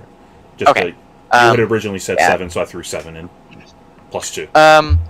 Let's say for now, let's cut. We can leave the time snaps in for Bravo, and then cut like. I mean, do we just cut the this runs on me, or do we cut the E-pots? Are these blues coming in anywhere else other than Icelander and Bravo? I think that'll be the question. Is Lexi? I don't hate running 3 blues into Lexi. I don't think we have to, but I think it's an option to consider. Do we just make the passings those 3? I definitely don't want passings into Lexi. The card does like it's doable. I don't like it being a 2-block, but maybe that's fine. Like I like that this runs on me as a 3-block, but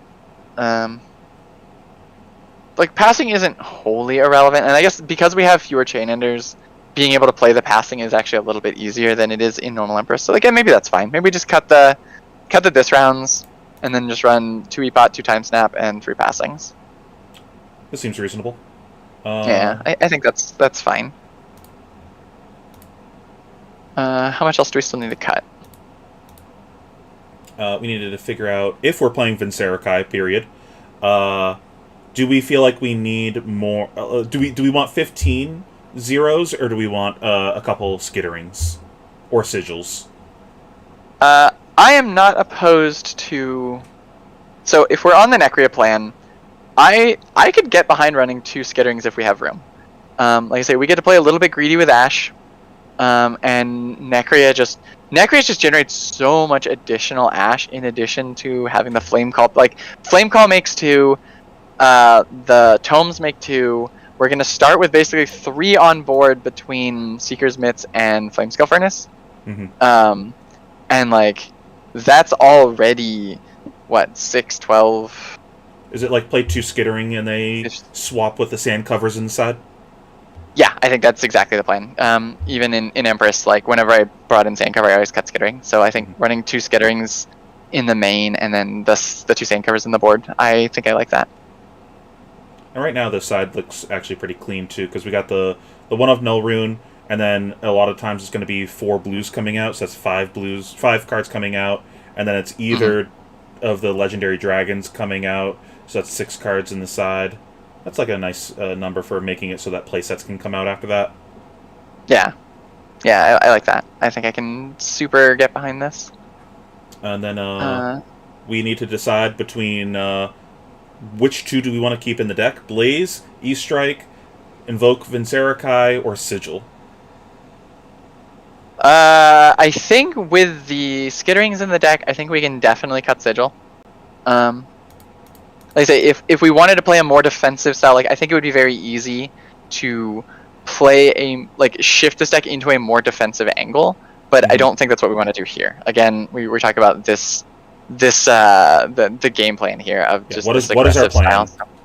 Yeah, and Sigil I think still just does not accomplish that plan. And now that we have the skitterings in, I don't think we need the extra 0 cost go again. I think 17 0 cost go agains is like chef's kiss perfect. That's exactly the place I want to be. So I think cutting the sigils feels pretty easy. Cut the E-Strike then? We do have the synergy with the Phoenix Flame. Yeah, I think the only thing I'm worried about with is this question on Vincerakai, is because we're running Necria and Vincerakai in the same list, are we going to end up with too many issues? Although, the more I'm thinking about it too, so I don't normally love playing Passing Mirage in a main deck capacity. I think there's a lot of matchups where it's just kind of mediocre. But because we're so much lower on chain enders than we used to be, playing the passing has a lot less opportunity cost. So I don't wholeheartedly hate putting Passing Mirage in the main and giving us a little extra breathing room on our 3 costs. That's what I figured we were doing, because it feels like relying on the Tome to play all these big dragons is a little difficult. Yeah, I don't think I hate that. I figured it was always play like 3 blues or something like that. Yeah. So then the question is, can the deck support if we have 3 tomes, 3 passings, and then we have the flame calls and our gold token to be able to play 5 card? Like, can we just play both? Can we play? Is this too greedy to play both 3 costs in the main? I mean, like, the other thing too is you can always just pitch the Vincerikai. That's true too. Like, if it doesn't play, you can just discard it. Oh, you draw it off of Tome and it doesn't. Oh, I drew 2 Vincerikais or something like that. Like it just doesn't play with his hand. Whatever. I'll just Sure. Like you can make that decision after drawing off of Tome of like how does this play. I think that's like a really powerful part about the Tome, where like you do get to make that decision after seeing the cards. I absolutely agree. I think so too. And then like plus like we do have the sync blows that just help just a little bit of extra filtering. And like I think we're limit testing with this build, right? Mm-hmm. Like we're saying that we want to push this to the maximum and see what this deck is capable of. I think keeping the Vincerikais in is the way to go. So then we just come to what, E-Strike versus Blaze Headlong? Yeah, I'm inclined to go with E-Strike just because I like the number in the corner that we don't like using usually. I think I'm inclined to agree. So I don't like that number. It's a bad number. But I at least acknowledge that, like, that number being bigger than the other number on 2 cards that are both, like, the last cards in the deck, I think is enough to kind of tip the scale a little. Mm-hmm. Also, the fact that, like, we do have, like, the Flame Scale or the Flame Call Awakening interaction with E-Strike is very powerful. Yeah. And, like, the Blaze is not a starter for that either. The Blaze doesn't actually synergize with anything in the deck, as far as I can tell. No. It's just a number on the card. It does. Yeah, that's exactly what I was saying earlier. It's why, like, I've always been very mid on Blaze. Like, the card is fine. Mm-hmm. It's 4. The card does a 4, and that's neat. But, like, it's not anything particularly impressive. It doesn't do anything else. I think I'm super fine with E-Strike being the last card here. Mm-hmm. So I don't want to make like full sideboard plans for everything. Mm-hmm. That's gonna take forever. Sure. What are you thinking about the cards that are not a part of the core of the deck, that are cards that are going to be coming in and out? I put aside Flicker Trick, Vincerikai, those 4 blues, and Dominia. Mm-hmm. And I guess I'll throw Tumultai in there too. Yeah, like I said, I think Dominia Tumultai is a pretty even sand cover. Even, yeah. Yeah, Sandcover is definitely sideboard. Skittering. I think like just putting Skittering in the main and Sandcover in the board, and then just know that that's kind of where you're swapping in and out of. Sure. I don't hate putting the sync blows in the sideboard if we just need some sideboard spots. Like I say, we are a deck that is not trying to do a lot of blocking. Against decks that have a lot of on-hits that I want to pay attention to, I think we definitely want to have access to the things, but I don't think we need them in everything. Are we definitely don't Lost in Thought against everything? Yeah, I think so. I think there are a couple of decks where Lost in Thought can come out against, but for the most part, I think Lost in Thought's pretty strong. Tome? Because I saw in some of your old sideboard plans you just mainboarded that. Yeah, I pretty much always have just main, but like, again, we talked about earlier, Tome has a dump truck, and I think Tome is just a great main deck card. I'm also not too sad about moving Vincerikai to the main. Currently, with what I have in the side, we have 59 cards in the main board, so there needs to be other cards that we do sideboard out.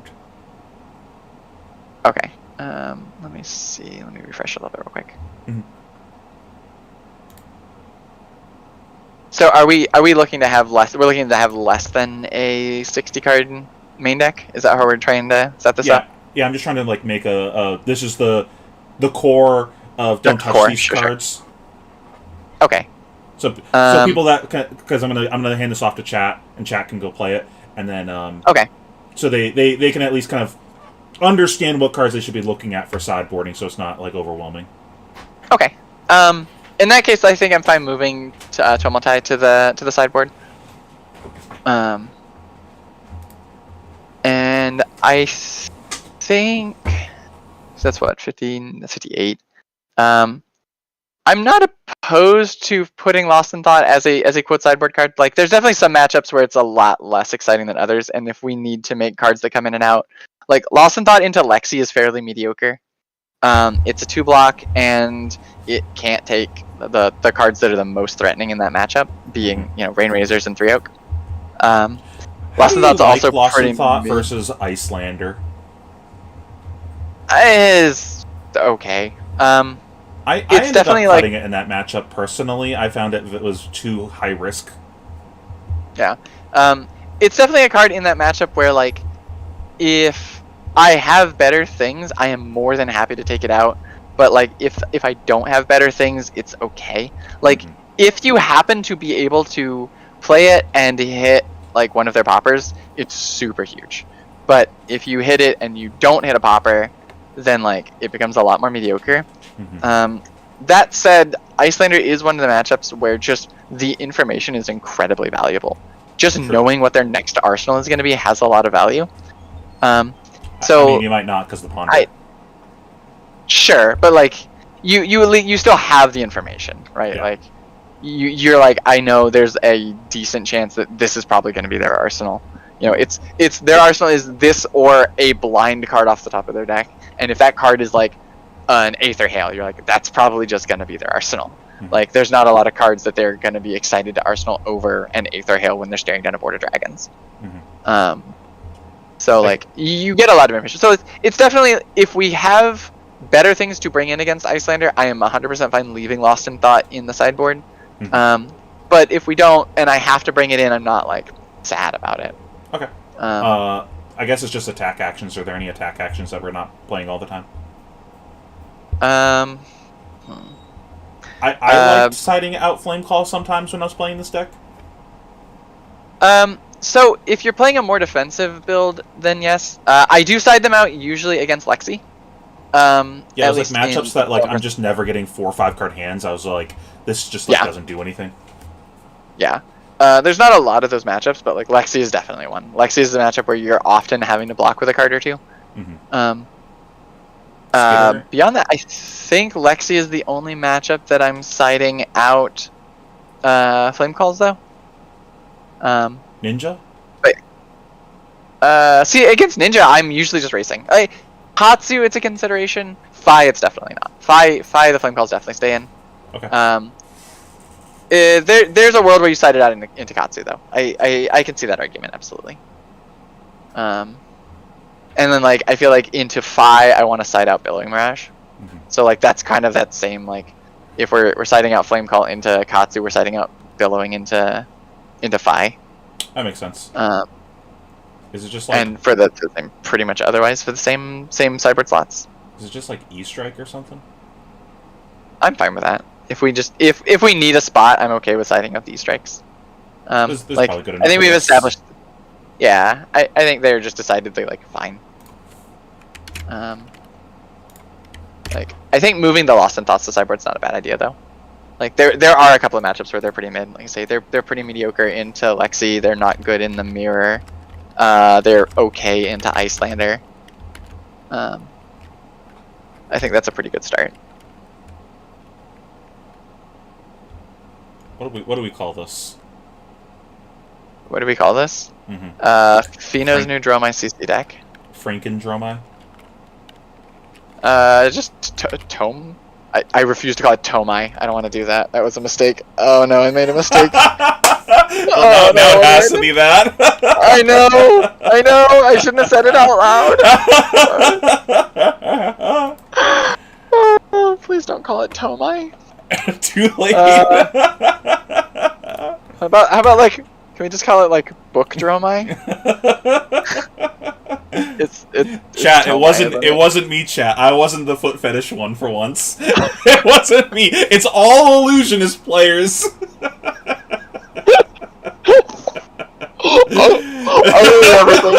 I hate everything about this so much. Why do you have to put my name on it? Oh my god. Unlucky. I hate it so much. Listen, I'm not the one that has to dodge him this time. It wasn't me. Oh my god. And with that, chat, I think we have time for some Q&A. Oh, good. First question's probably going to be like, what's your shoe size, Mara? Oh my god, please no. Oh god, what is it that Andy asked earlier? It was, does this change anything for me for, like, big dragons or something? I think we already kind of covered that, of, like, I think this potentially could, it's, like, a question of how many blues can you get away with, what's the ice meta kind of look like for me as big dragons, and I think there's a potential, as we talked about, that there's something in the middle where you're playing, like, a hybrid version, so I think that kind of covered that. Chat, questions?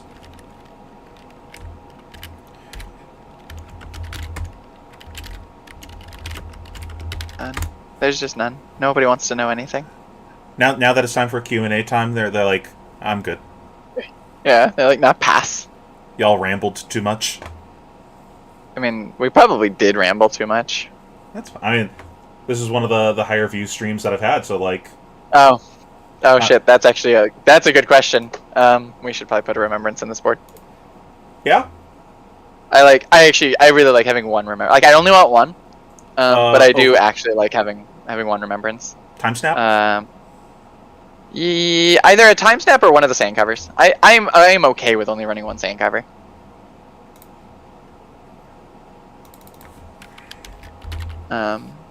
Like the time snap still keeps. Oh, I guess that was 7 blues. So like I guess I could go either way on that. Either the sand cover or the time snap. I think I like for the sake of chat making it the time snap, because then it makes the swap of the sand cover sure, simpler into the skitterings. Sure. I'm fine with that. Like, and I think 6 blues plus 3 tomes plus like we have the flame calls and things, I think is probably fine.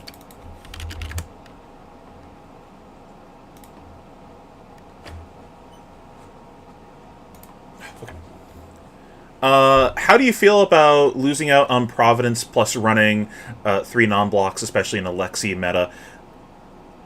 Do you think that's outweighed by the Tome upside? So the 3 non-blocks is not a huge deal. Like we were already running Sigil before, and we just basically traded Sigil for Tome. So we don't actually gain any new non-blocks in the deck.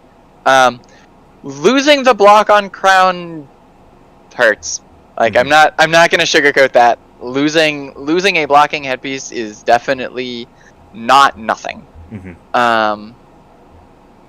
But I feel pretty confident in saying the upside is worth it. I think it's just a thing that we're gonna have to kind of keep in mind a little bit more going into the Lexi matchup. Is just knowing that we are down a blocking equipment from previous matches. And we just kind of have to keep that in mind when we make our plays. But I think Tome is just more than powerful enough to justify the cost. Plus, if Tome means we're playing more dragons, it also just means we are presenting this game plan that we've talked about into Lexi a lot more. And Lexi is not actually super great at clearing dragons. Like, she has Endless Arrow, but even with Endless Arrow, without shenanigans, Lexi's firing 3 arrows a turn. If we can be in a position where we are playing 2 dragons a turn, Lexi is spending a large percentage of her game dealing with our board every turn. And I think that's kind of where our game plan should probably be against Lexi, is just going, I want to play 2 dragons every turn, and just make you have to spend all of your resources dealing with it. And if we can do that successfully, then the loss of the piece of blocking equipment matters just a little bit less. Because most of Lexi's on hits don't affect dragons. So if we could just make her throw that extra card that we would have had to block into our, Necria, then like we actually still end up gaining there. Who has the cutest talons? Oh god. Who has the cutest talons? Yeah. I mean, like, I don't know. I've always been a big fan of Uvia. I imagine Uvia has pink talons. Yeah. Ish. I don't know. Now you make me pull up the dragon art. I was just doing that while you were rambling about Lexi. Oh, were you just pulling up all the talons? Oh my god. I was like, all right, let me have an opinion before I ask. Okay. Actually, it is definitely the little baby Ashwing in Uvia's art has the cutest talons, unquestionably. That's a good answer. Those are adorable talons. How do you think this changes Dromai in the meta? I think that's hard to say. I think talking about positions in the meta immediately before a major set release is always a little bit dangerous, just because we just don't know what this meta looks like. There's a banned and restricted announcement coming that I don't anticipate any changes, but we never can say for sure. Like, there's a possibility that LSS has just decided that Lexi is too strong and they need to hit her again. I don't think that's going to happen, but if that does, that impacts things. There is a small chance that both Lexi and or Icelander LL, and if either of those happen, this whole list changes. Yeah, I think that's the thing I want to see the most from the BNR update, of when the next BNR update is. That's really going to be a big deal. Like, do we have a BNR update between ProQuest and Worlds, or are they going to wait until after Worlds? I don't know, because ProQuest is like right before Worlds, isn't it? It's like a couple of weeks before Worlds. But theoretically, there should be enough LL points that a hero could LL off of ProQuest. That's true. Like, That's true. They may. Like, are we going to have Icelander Lexi in the meta for Worlds, or are they going to pull no, we'll wait? That is actually a really interesting question, because like they've sort of established that they don't like doing big swingy banned restricteds like immediately before Worlds. I think that was more the community said they don't like that, and they were like, okay, we'll stop doing that. They tried that like once or twice, and everyone just they did it. Yeah, they did it like before, like with the Starvo changes before PT1, I think it was. Yeah. And that was like real last minute. But with this one, it might be interesting. I don't know. I think they have kind of established that they do like having these big tournaments be fresh metas at the very least. So it would not surprise me if we saw a BNR like literally like the weekend after ProQuest, like it's like very, very soon after ProQuest, so that we can have as much time as possible to prep for Worlds, but still have a fresh meta. Yeah. Just going into Bright Light's meta though, I think there's too many unknowns to really say. Like, I feel pretty good into this meta, like as it stands going into it with the new Dromai stuff. I think we're pretty well positioned. I think we have a good Lexi matchup, we have a good Icelander, you know, we have a pretty decent Bravo. Like, those are like the big names, but we will see what we can't really answer too much until Bright Lights comes out. Will you drop from the tournament if you die of a regicide? I mean, if you just never register the headpiece, that can't happen? Yeah, I mean, you just kill him. I don't know. Or Arachne. Like, I feel like Arachne is probably a favorable enough matchup that I might just run the headpiece anyway. But, like, I think... fuck him. I will say, if you are big brain and you run the headpiece into Arachne anyway, please burn them all. Because that's how you kill yourself, is by burn them all out your entire graveyard and then getting regicided. Never considered that. That's funny. Yeah. Please, if you're gonna just all like brass balls into that and just still run the crown, please just sideboard out your burn them alls and you're probably fine. Like, that matchup is so cursed for Arachne that it's probably fine anyway. Yeah. But if there's a whole bunch of money at stake, then just go headpieceless. Just go naked head and kill him anyway. Just be like, here's 1,000,000 dragons that you can't kill. Would you still consider this Empress? Yes, 100%. I like that. I've given you my opinion on this before. I think Empress is one of two things. A, whatever Mara plays, because you're going to call Empress no matter what, because you're the Empress. I think you get that privilege. You've earned that one. That's your privilege. And everyone else, the rest of the plebeians of the world, I think Empress is anything playing the Royal Crown. Personally, I think that's just. I think that's a reasonable thing. Also, I think this is because technically this deck is no longer red line. Like, you literally can't call this red line anymore. We have a blue in the main. So, like, I think Empress is now, like, doubly... I think, yeah, it really is. I hate it. But yeah, I think Empress is actually doubly so like the more fitting title now. Plus we have more dragons, and that just seems like a thing an Empress would have. Mm-hmm. So yeah, definitely Empress still. What's our next question? People are just talking about feet. Oh my god, I hate this so much.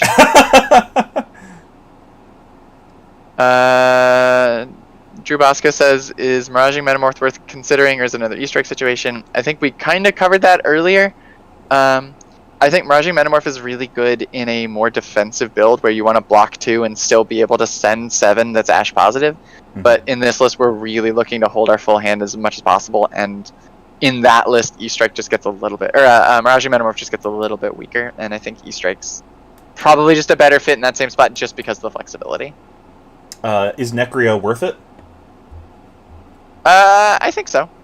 Like I say, I think if we were on a more full aggressive Empress build, like if we were running the Blazes and just really looking to just smash face, I think Vincerica is the better of the two.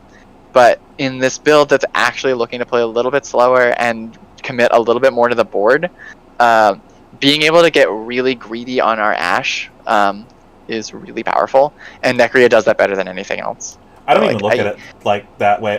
There's that too, but like the rate on Necria is still insane. Like, I agree. It's a 2-card 10 essentially, where you get 4 damage and then they have to hit it for 6 or 5, I guess. Depends on like, if it hits or not. It depends if it hits. Yeah. Like they might just give you armor and then it's still 6. Sure. But the rate on it is so high. That's the case for all dragons, though. All dragons are super above rate, but it's always been the case of does this put you Ash negative and everything, and not necessarily the case anymore. Like the Necria is an insanely powerful card. Are you concerned with none of our dragons should be Ash negative in this build, with the exception of, I guess, just the Passing Mirage. Like if we're playing like a Vincerica, exactly like Vincerica into Passing Mirage is the only Ash negative, other than like just Azblack Chromite, obviously. But yeah, we actually don't have to worry too much about being Ash negative here. We're actually able to go pretty greedy on Ash in this list. Are you concerned about Ninja? I mean, I think Ninja's always at least some amount of a concern. Just because Ninja is just kind of naturally really good into Dromite just because of Mask of Momentum. However, this list actually gets to do something that's kind of interesting in that, so normally when you're playing Empress into Ninja, you want to have one of 2 modes depending on like the turn cycles. You want to be playing either no dragons or a shit ton of dragons. Because essentially the way Mask of Momentum works is or at least the way that I tend to think about Mask of Momentum is the first dragon I play each turn they get to kill for free. Because it's going to put me in a position where either I'm going to give them a free mass trigger because of this dragon, or I'm going to be putting myself in a position where I have to block in awkward ways to protect my dragon from getting Mask of Momentum. And either way, I'm going to lose value on that dragon. So generally, I just kind of look at the build, or look at the game plan as my first dragon is free for them. Mm-hmm. So I want to play either 0 dragons, where I have a lot of control over when Mask of Momentum triggers, or I just want to play as many dragons out as I can. Because then the first dragon they might get for free, I'm just going to, like, if I play 2 or 3 dragons in a turn, I'm seeding that Mask of Momentum. I'm just saying, you're going to have your Mask of Momentum, you're still going to spend the rest of your turn dealing with dragons. So, like, this list in particular, I think is actually very good at that game plan because we have so many dragons. I think it's very easy for us to just set up these big 5-card hands where we're playing 3 dragons, or 2 dragons and an Ashwing, or 2 dragons and a Rake the Embers, and just be like, just vomit dragons in play to where like we no longer care about the mass triggers on those turns, and just still are able to keep up a lot of pressure. Or just I think Ninja's always going to be. Yeah, I think Ninja's always just gonna be a threat, just because Mask Momentum is still such a good card. Like, our first dragon is still free, no matter how many dragons we play. They just get value off of it. But I think this build actually has some legs into the Ninja game. One of your favorite, like, Snapdragons. What do you think about Dunebreaker? I hate this card. Wait, who asked the question? Is someone trolling me? Should I ban Oh, them? god damn it. Should I ban them? It's Kevin. Yeah, Kevin, I hate you. I hate Doombreaker. I think Doombreaker's a garbage card. It's strictly worse than Sweeping Blow. It doesn't make an Ash. I hate Sweeping Blow so much, but yeah, technically, yes, it's technically. I would play Sweeping Blow 1,000 times over Doombreaker, and I hate Sweeping Blow. Ooh. I don't like Doombreaker. So like, Sweeping Blow at least does something the deck wants to do. Sweeping Blow makes an Ash, and it does it at a really poor rate, and that's why I think it's bad. But like, Doombreaker does nothing the deck wants to do. It's just so like, it's not above rate. Like, it's a 2-card 5, so it's not even an on rate. Like, it's not even a good aggressive card. And because it has Phantasm and you have to use it as your chain opener, like, you're just saying, here's this below rate card. If you pop it, I lose my entire turn. But like, you get an Ash. Ooh. We've established that we don't need the Ash. Yeah, no, Doombreaker's so fucking bad. Please never play Doombreaker in this list. It's bad. It's real bad. You talked about it a little bit earlier, but what is the game plan for Bravo? If you want to hear more about it, just go earlier in the video, and we do talk about it. But real brief, Mara, what's the game plan? So yeah, if I want to just super shameless plug, I have a 5-page spread on my plans into the Bravo matchup on my Patreon. I just wrote a ton on it.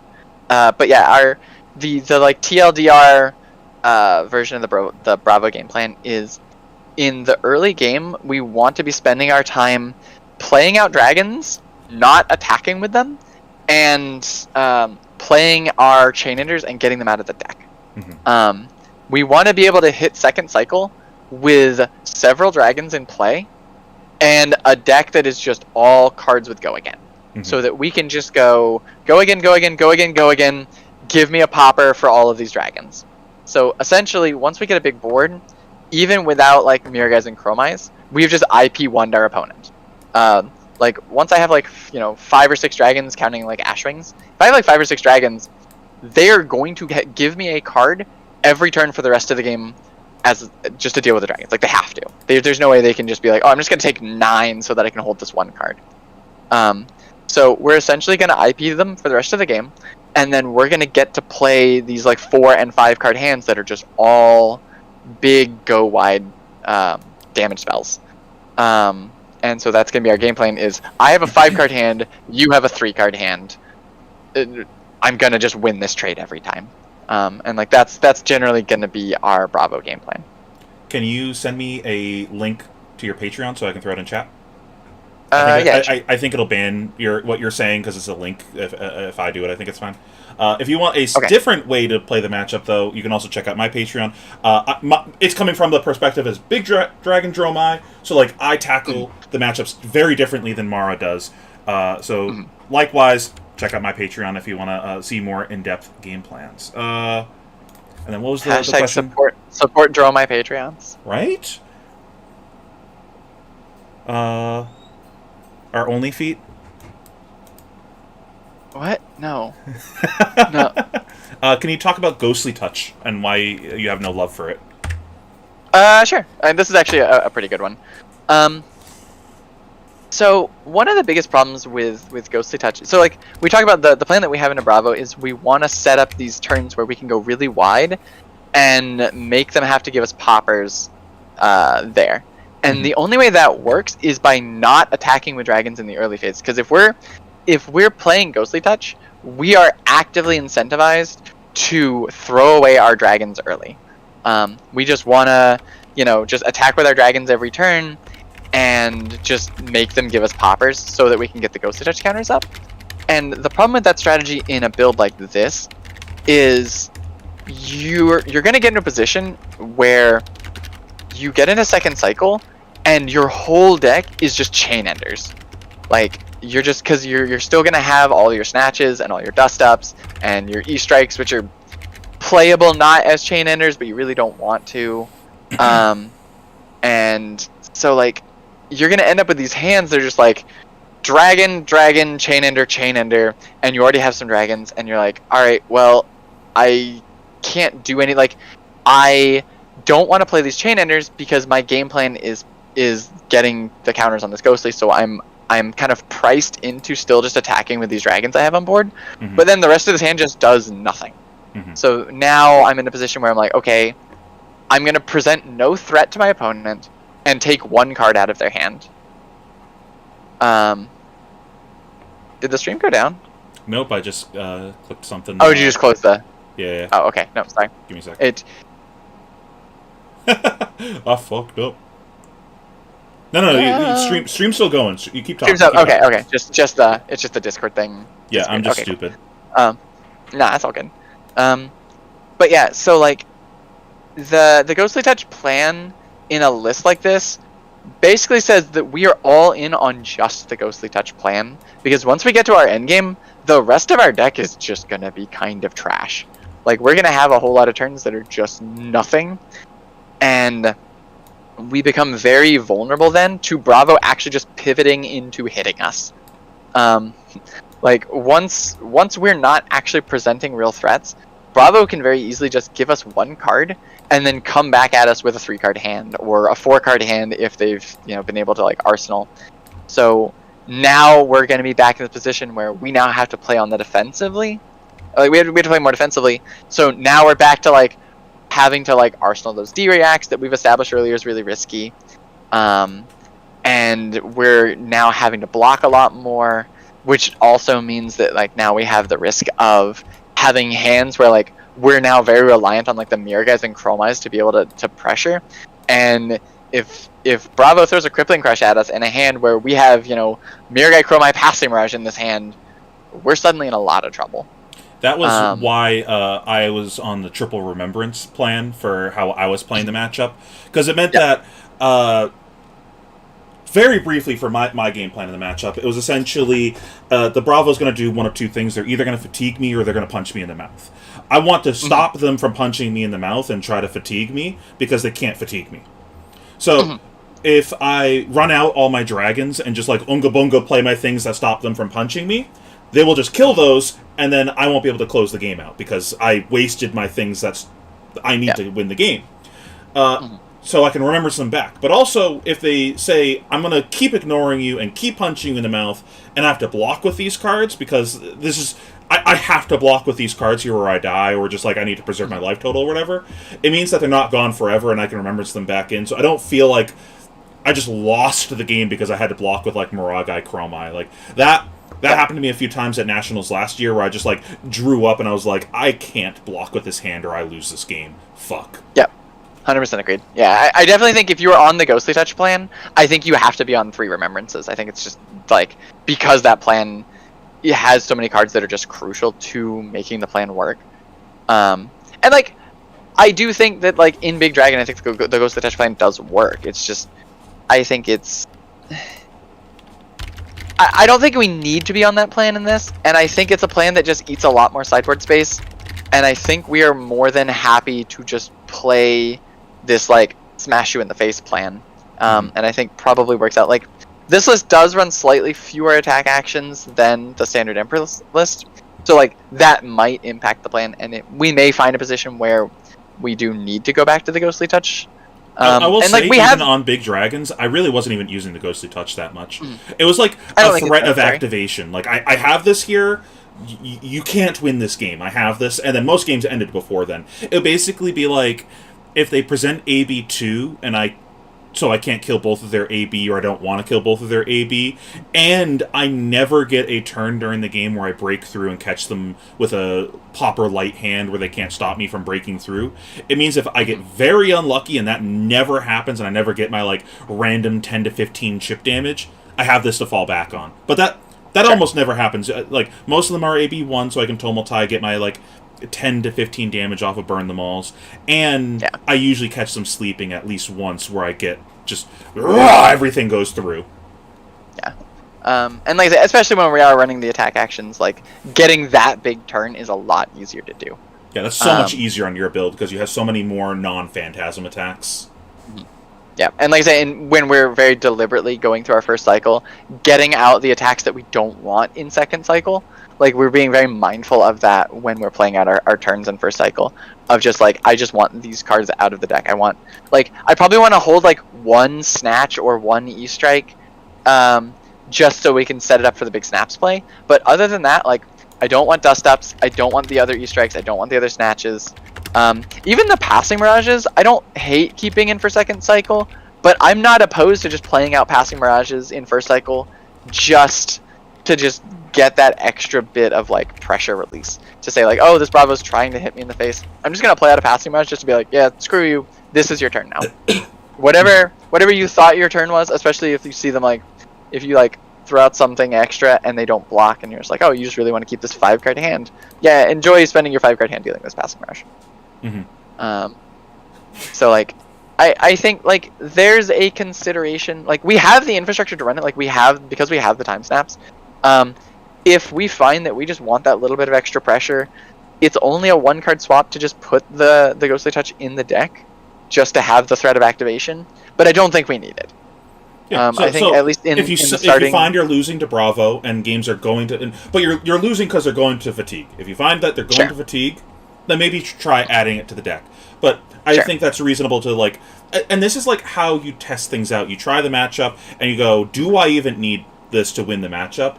And then you go, okay, now I'm finding that I'm losing. Can I change anything I'm doing?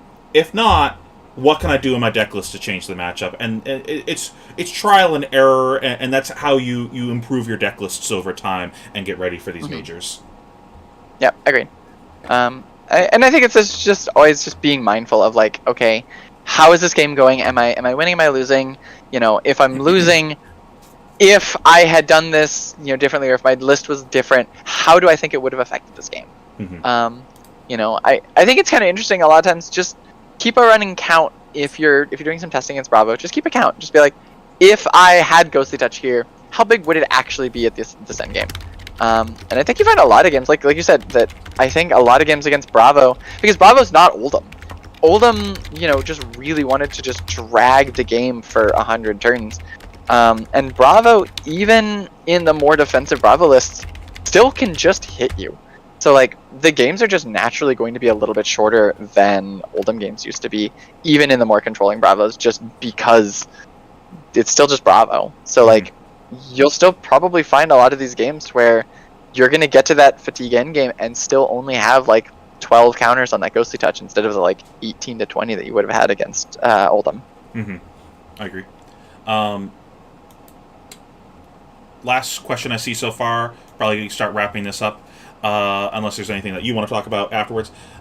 Cash-in, we talk about it a little bit. Now after seeing the list fleshed out, we didn't revisit the card by the end. Do you think Cash-in is worth playing in this, or just in general, do you think we could have built the deck differently to utilize that? Do you think that's a worthy inclusion in the deck? I think there is a world where a Cash-in Dromai deck exists.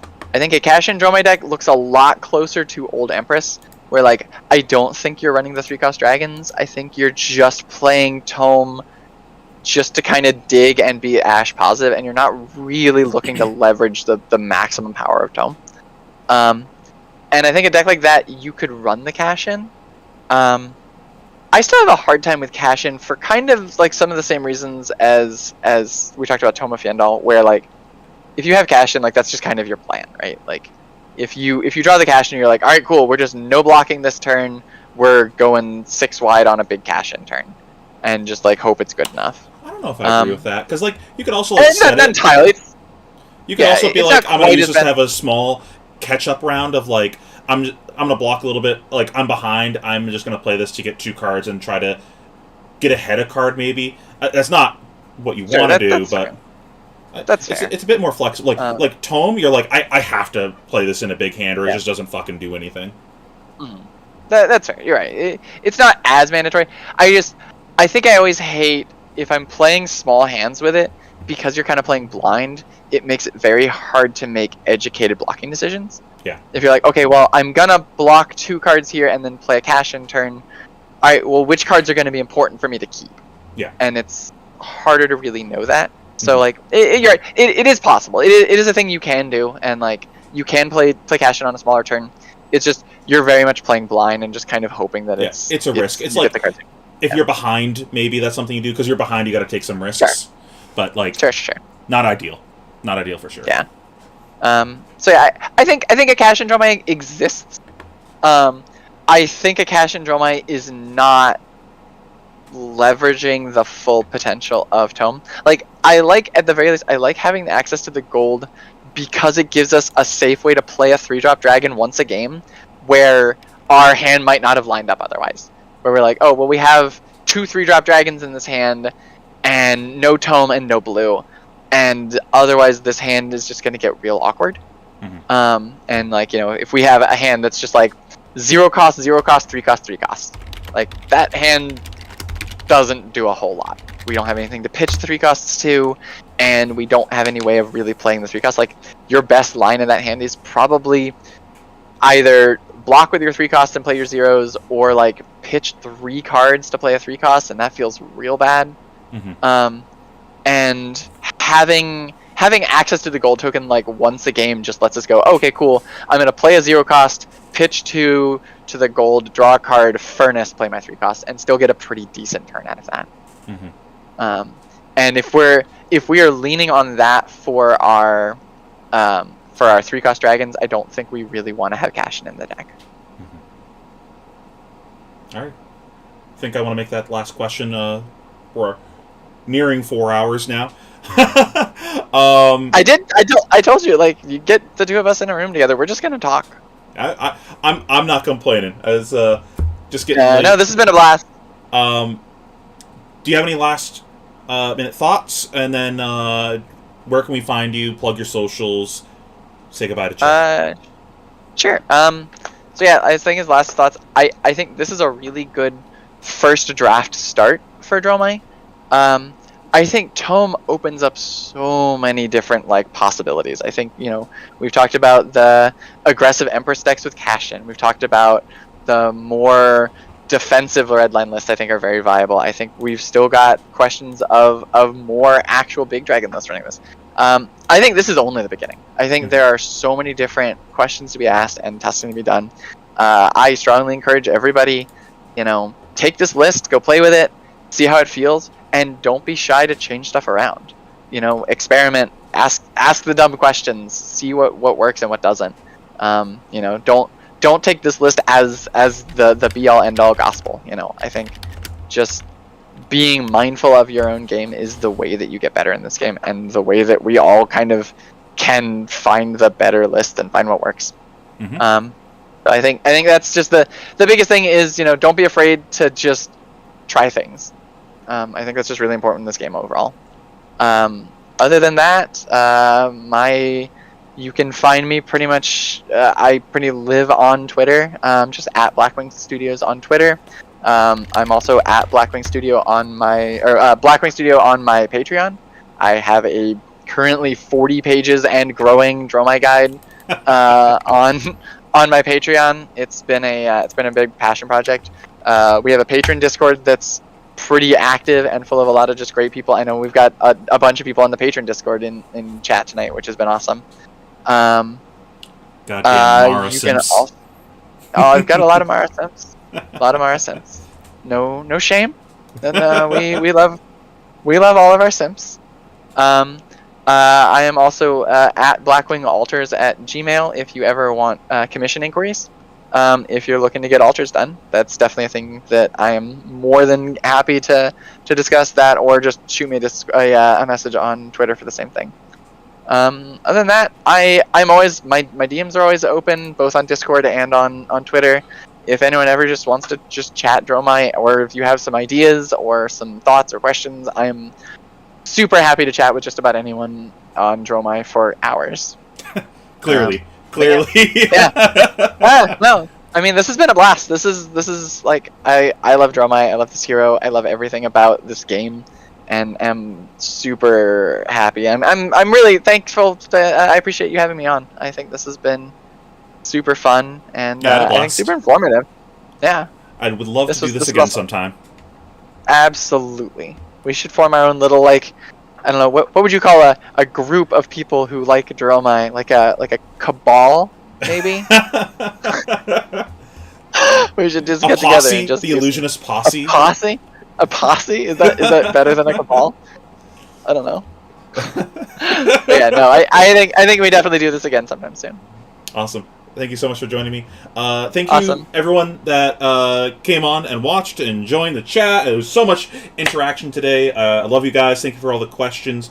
If you want to see more of this, again, best way to support the channel is the Patreon. I will drop the link again in half a second.